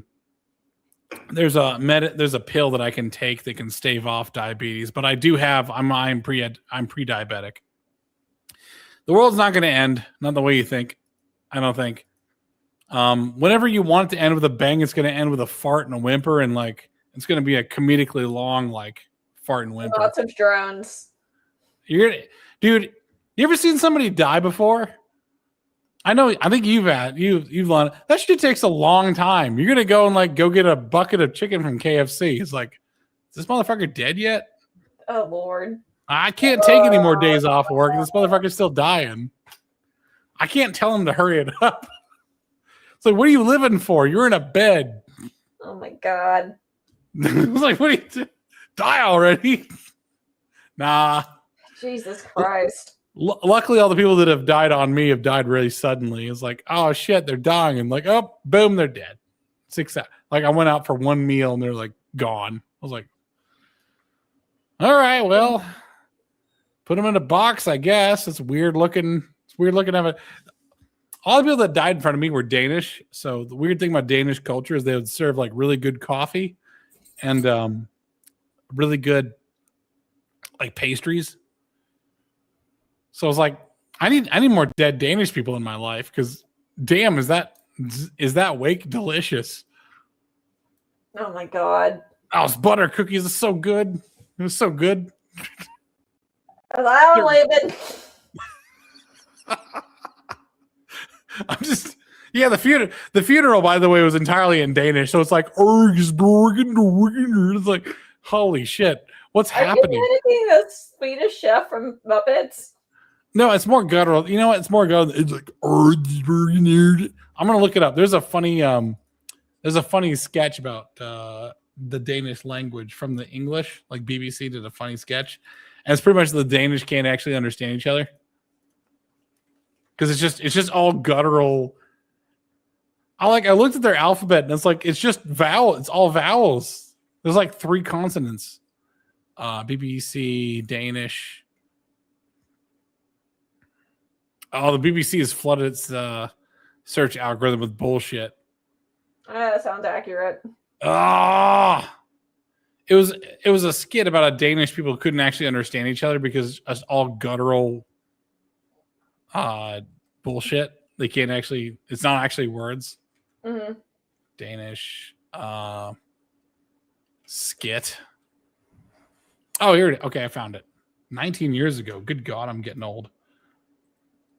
Here's the great thing is now I got to click like 17 buttons to get StreamYard to share the flipping video. All right, so I got to like stop screen. There we go. Share a screen.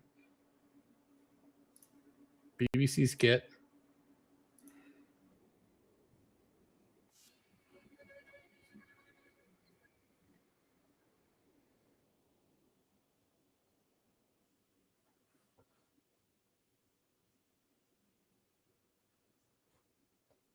I was just thinking, I wonder what would happen if somebody shared our video with the Lotus Eaters and they actually watched it. I don't know. So for me, the Danish language has collapsed into meaningless guttural sounds. Meaningless guttural sounds. For example, the other day, I had a problem with my bicycle, had a flat tire, had to go into a traditional Danish ice cream store. And when I came in, I didn't even remember the Danish word for hello. Give school. I didn't understand anything of him, so I just repeated what he said. Gud, sker det? Jeg skal se lille solskin og lille skønner. Skulle jeg have en slagskab for en lille cykelgruppe? Skal? Slag for en lille cykelgruppe. Cykelkugle! He has no confidence in his ability of his own language. Just degenerate. The language is degenerating into guttural wailings. That's actually accurate. I just sat there for an hour and I was like, what the fuck is happening? I was going to school. Hello. It was like Simlish. It was like the fucking Sims. I couldn't understand the thing. Anyways, I'm at this funeral. And people are this woman who died her name was Yuta. She like survived World War I, World War II, all the world wars. And I just knew that she made a damn fine pastry, and she was very nice to me. And while she was dying, she kept hallucinating that I was an old friend of hers named Morton, whatever the hell that means. I like to think of myself as the angel of death because I've seen so many people die. Just casually, it's like, oh yes, this person happens to be as a part of the dealing with lots of old people all the time. Yes. Anyways, I forget how we got to the tangent, but yes, the Danish language is complete nonsense. Doesn't make any sense to me. Doesn't make any sense to them either. Who knows? Anyways. Yes, the end is when you say it is, okay? So it's never the end. There's always someone who's going to rise up from the ashes. When things start falling apart, are you going to be the one who keeps together? Right? And by the way, my entire family, to Howdly Doodley's point, or Diddly Doodler's point, whatever you change your name to these days, my entire family was dependent on insulin. We'd die at the age of 50 from organ failure, typically. Mm-hmm. But we just kept it going. And now we have insulin, so we just get to live for a long time. And now I have some sort of weird diabetes drug that will stop me from even becoming diabetic, which I'm really excited for because I'm pre-diabetic, despite the fact that I imbibe zero sugar ever. Mm-hmm. Who knows? This is awesome, by the way. I had my weight in Nick Fuente's W3K. I saw guys sucked into a jet engine on the flight deck when I was on deployment. They had to house him off deck, and we continued to flight operate. Yeah. People just die. The funny thing is when something is so beyond the pale, we just hide it. Yes, being an American is actually really tough, I think. It is not a golden ticket to prosperity. It is handing off a stewardship that goes back 250 years. I think, and I got Cosma to agree with me, that America has had more history in its 250 years than probably Europe has had in its 1,000. We have been privy to a lot of cultural, ethnic, geographic conflict. I think conflict ages you. You ever seen somebody who is just completely sheltered for like the first 40 years of their life? They look really young, right? Yeah. Never felt the kiss of the sun, never dealt with any real problems. And then you see a dude who's like 19 years old and he's been through the wars and he looks like he's 60 years old or maybe like 40 years old. Yeah.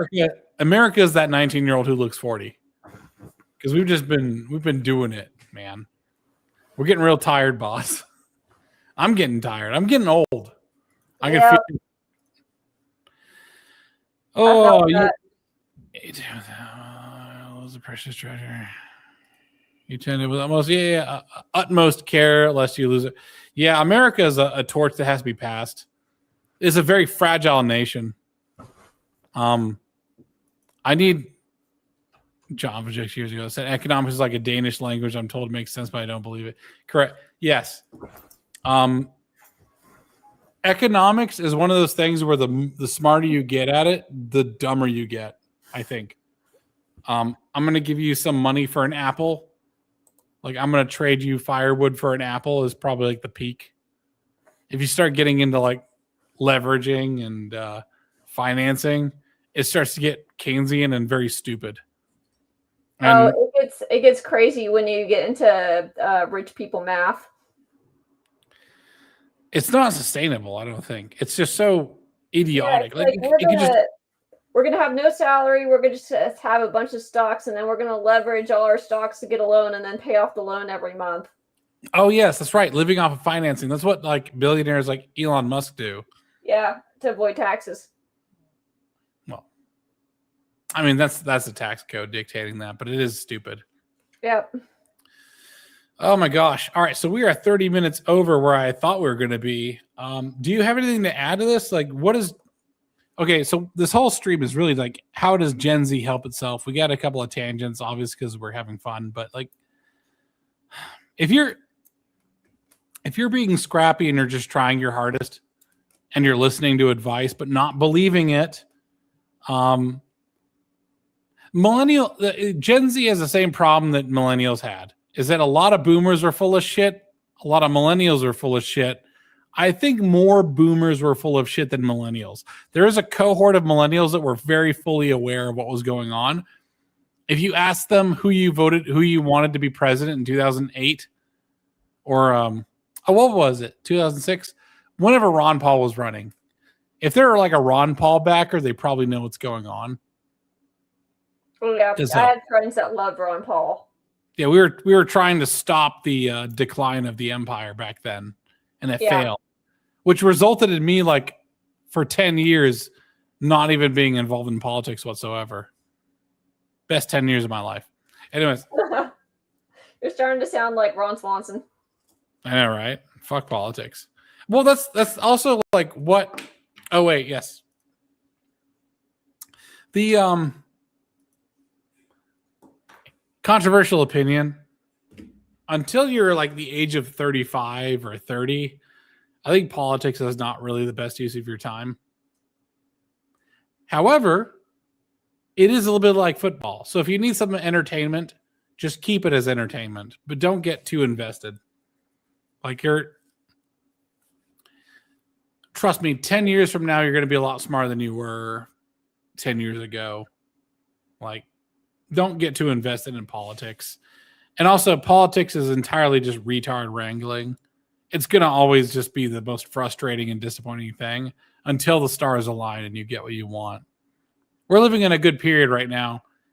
Anybody who's really upset with this period of politics is like, what do you want, man? Trying our best. This is the best I've ever seen it, at the very least. We had Trump just like boomer bitching about Somalians like it was Thanksgiving dinner. That was funny as hell. They never did anything. Shit old country. There's always just here bitching. Send her back. It's like, damn. Hold back, brother. Save some for Christmas Eve. I'm going to be doing that word for word.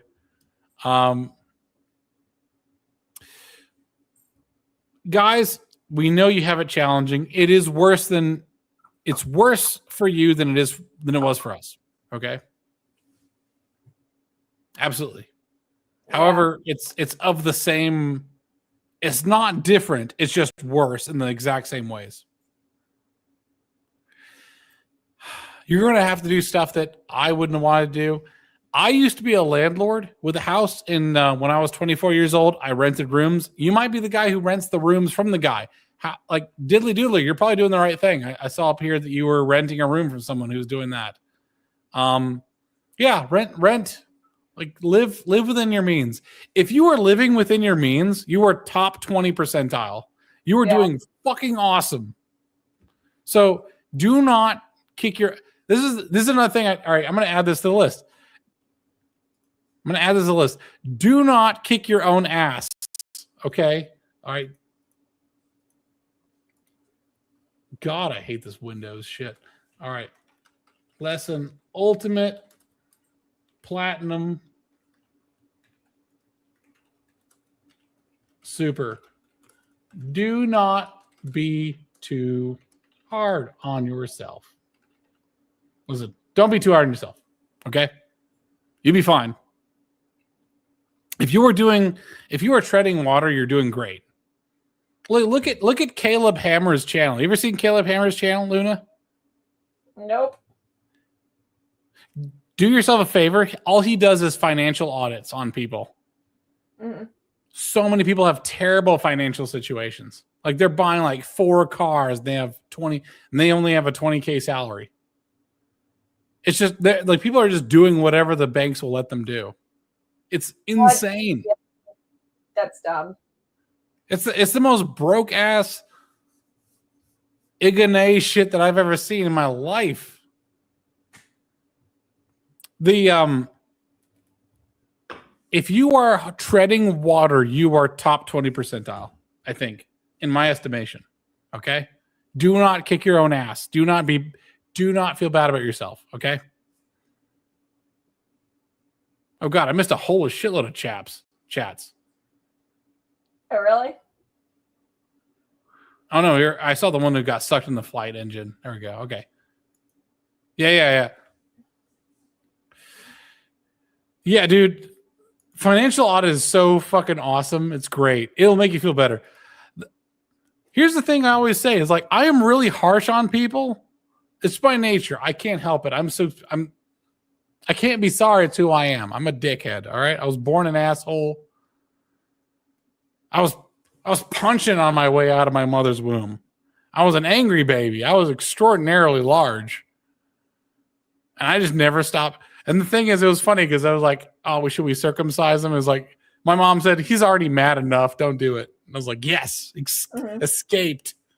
Dodged the knife by the shriek. Anyways, I was always an asshole. If you're treading water, you're awesome. Good for you. Don't take on debts, okay? If you have to take on debts, you have to gotta justify it with some income that's going to offset it, okay? You're going to get a car because you're going to go to a better job or a job, right? Like it's necessary. You don't need to have a fucking McMansion, man. You don't even need to have a house. Most people in history have not owned real estate. You guys realize that, right? Like the 1950s was a fucking aberration. Never in history has unskilled labor ever been able to own property. Real property. Ever fucking ever. Okay? The average age in America, at least when I checked a few years ago, to own a house was like 32. So it's fine if you're on the other side of that. People, it's going to happen when it happens. Do not push yourself, okay? Don't be the Asian dad that would drive you to go and do a Virginia Tech, okay? You don't need to do that. You don't need to treat yourself worse than you deserve. So stuff's going to happen in its own time. Just take your time. Take your time. Holstrup, yep. Help is not coming.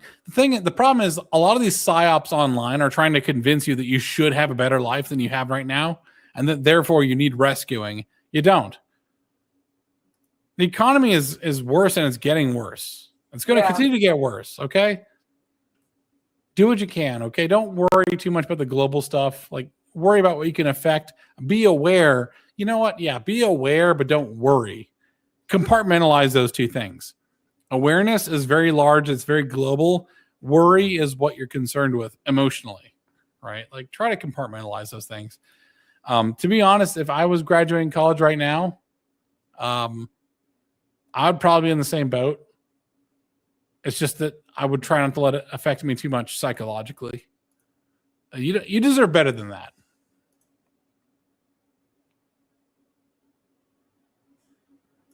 Yes, exactly. Yeah, exactly. You should see the shit that boomers said about millennials when we were young. Because it's the attempt to help you is actually quite painful. It's because as we get older, we tend to have certain wisdom that you guys are not able to employ. And it is it sounds like browbeating because it sounds scary. But sometimes you just need an old guy telling you, like, hey, go talk to the girl. And it's not that hard, but it does feel very like mean at the time. We are trying to be your Cotton Hill, like you're a drill sergeant, you're Arlie Ermy, because we love you. And we're trying to help you. And we're trying to push you.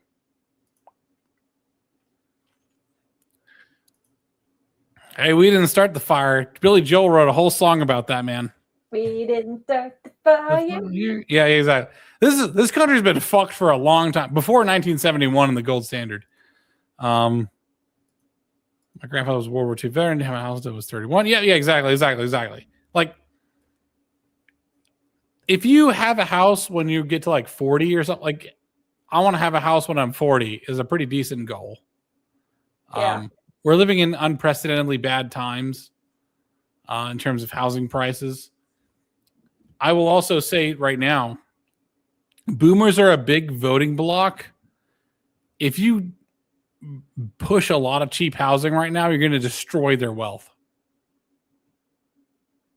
Maybe it's due, maybe it's a good thing to do, maybe it isn't. But big disruptions are not what you want in an economy. Like if some, let's say some Zoomer, right? Like bought a house, finally saved the money, bought a house, it was $400,000, and then a housing development goes up for like way less than that and drives the price, the equity of their home down to like $200,000. Now they're underwater by $200,000. That's what I'm saying is like fixing the problem is not so easy because people's wealth is behind this and people's debt is behind this at a pretty generous rate too, like 6%. Yeah.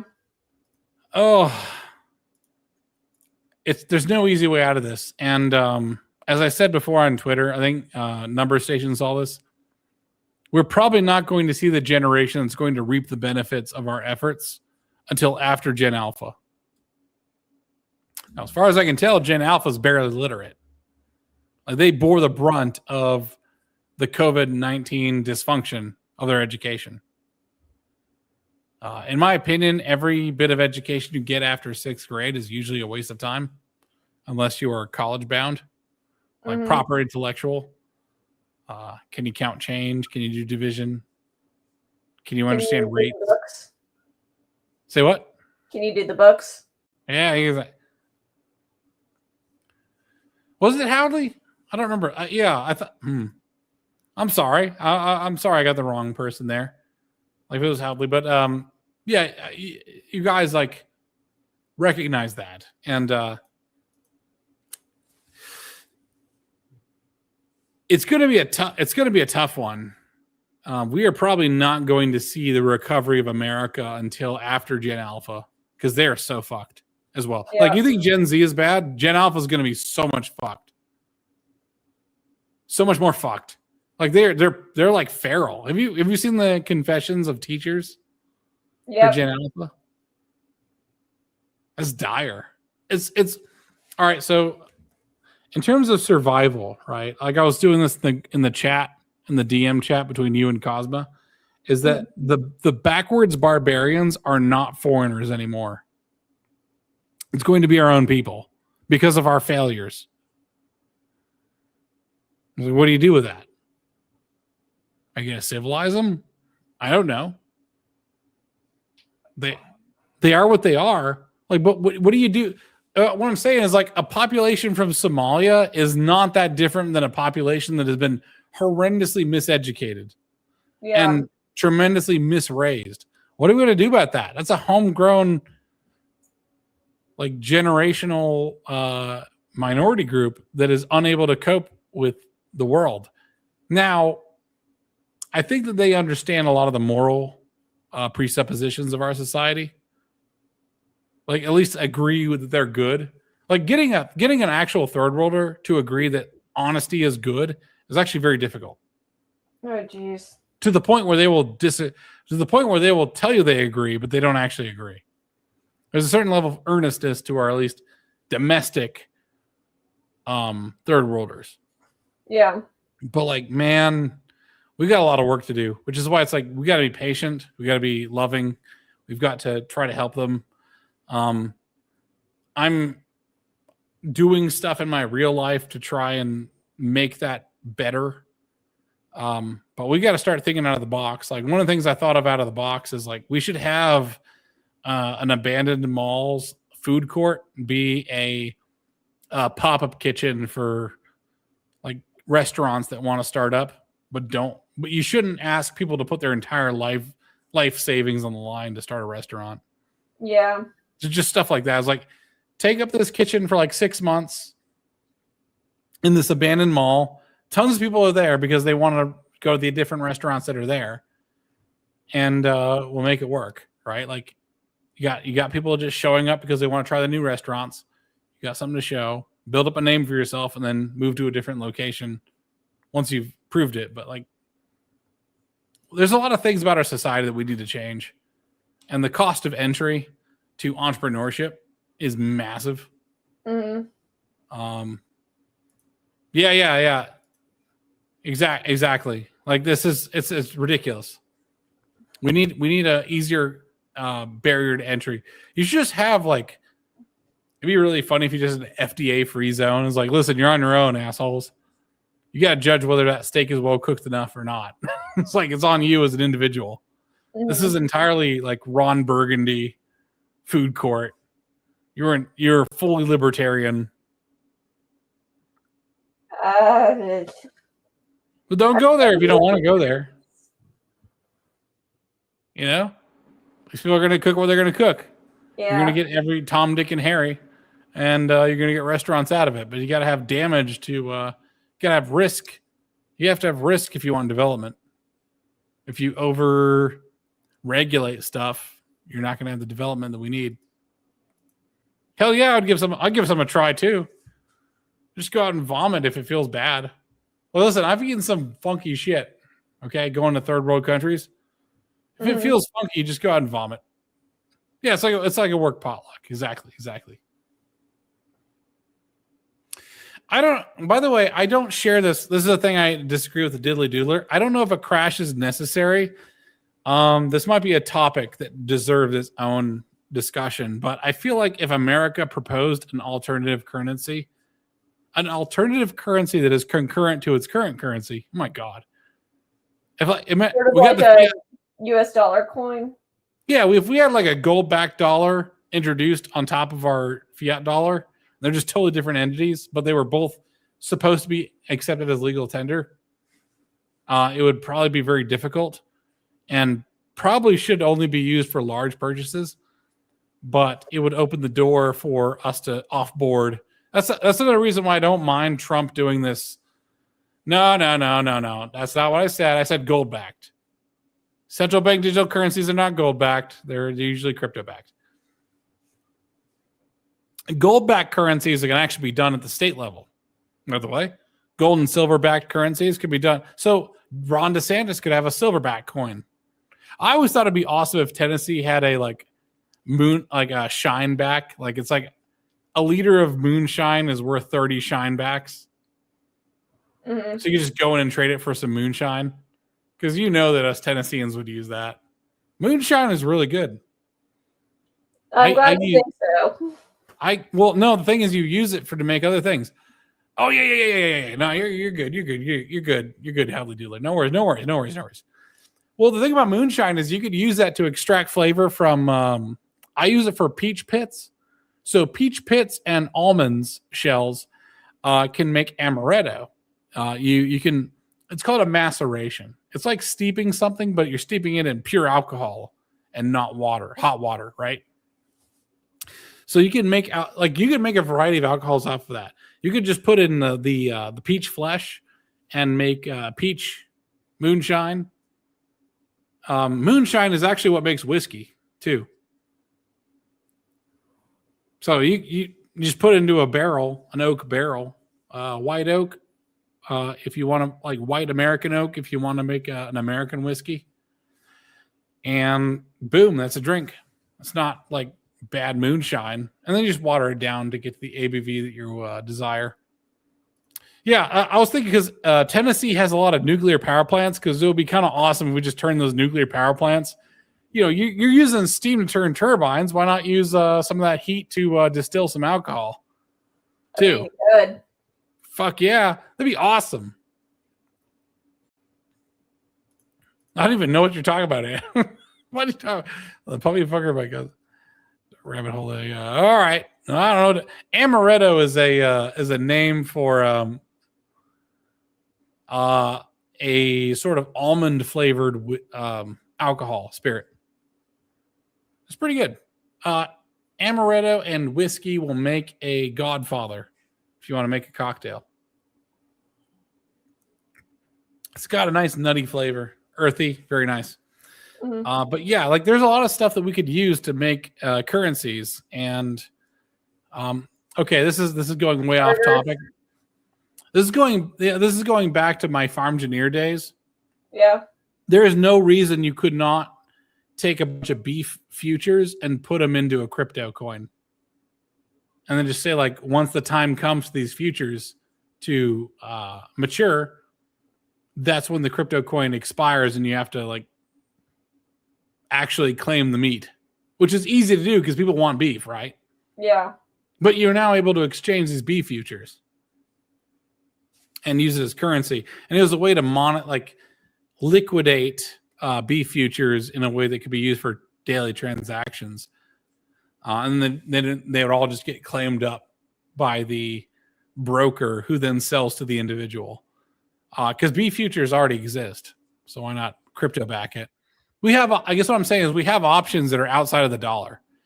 Since 2004, I've been saying that the fiat dollar was going to crash. Was that 21 years ago? I'm old, man. Old as fuck. Yeah, so anybody who looked into it was aware that our dollar is unstable, and yeah, I know people have been horrendously talking about it for a long time. Yeah, it's reliance on financing. Petrodollar. Right? Well, the petrodollar too. But it's reliant on financing. Is that you hedge the dollar against the treasury bonds.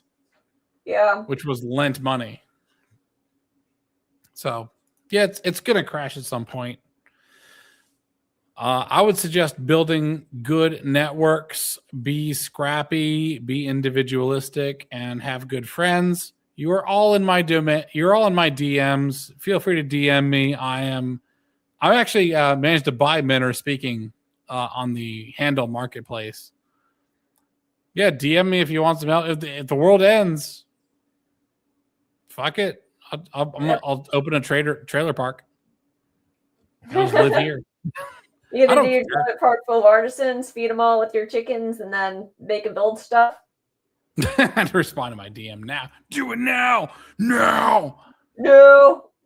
Yeah, I'm trying to help people in real life, and yes, trying to fund those who are working on bettering their lives would be good. I am not at that stage just yet because I have to install a bunch of RV hookups. Yeah. To service their trailer. Essentially, I'm trying to make a trailer park of artists, people who do not have directly monetizable skills, but are doing a good thing, making the world a better place. That's going to be in a few years. Probably I could see myself cinching up this property in about 2 years, getting it in good shape, and then after that, adding all that in, but we'll see. Yeah. All right. We're almost at 3-hour mark, so you good? Good gracious me, yes. I'm sorry that you had to stay this long. Yeah. Oh, all right. Okay. Damn, you sell trailers. It's awesome. Okay, I'll keep that in mind. Number station. Going to next October for work. That's awesome. Okay, I'll let you know because that's near where I visit my dad. So yeah, absolutely. I don't like keeping stuff online and abstracted. I like meeting people in real life. It's all going to be good. All right, guys. I appreciate you joining us. It's been really great. I hope we're helping out. I hope we're getting towards the truth. I hope we're getting towards some progress. If not, let me know in the comments, chat, whatever you want to do. Send me angry DMs. Keep the pics tame. Don't be a howling mutant. And I will see you guys next time. Probably next Thursday. I think this Sunday. We will see. Have a good night. Sleep well and do well. Bye. Bye.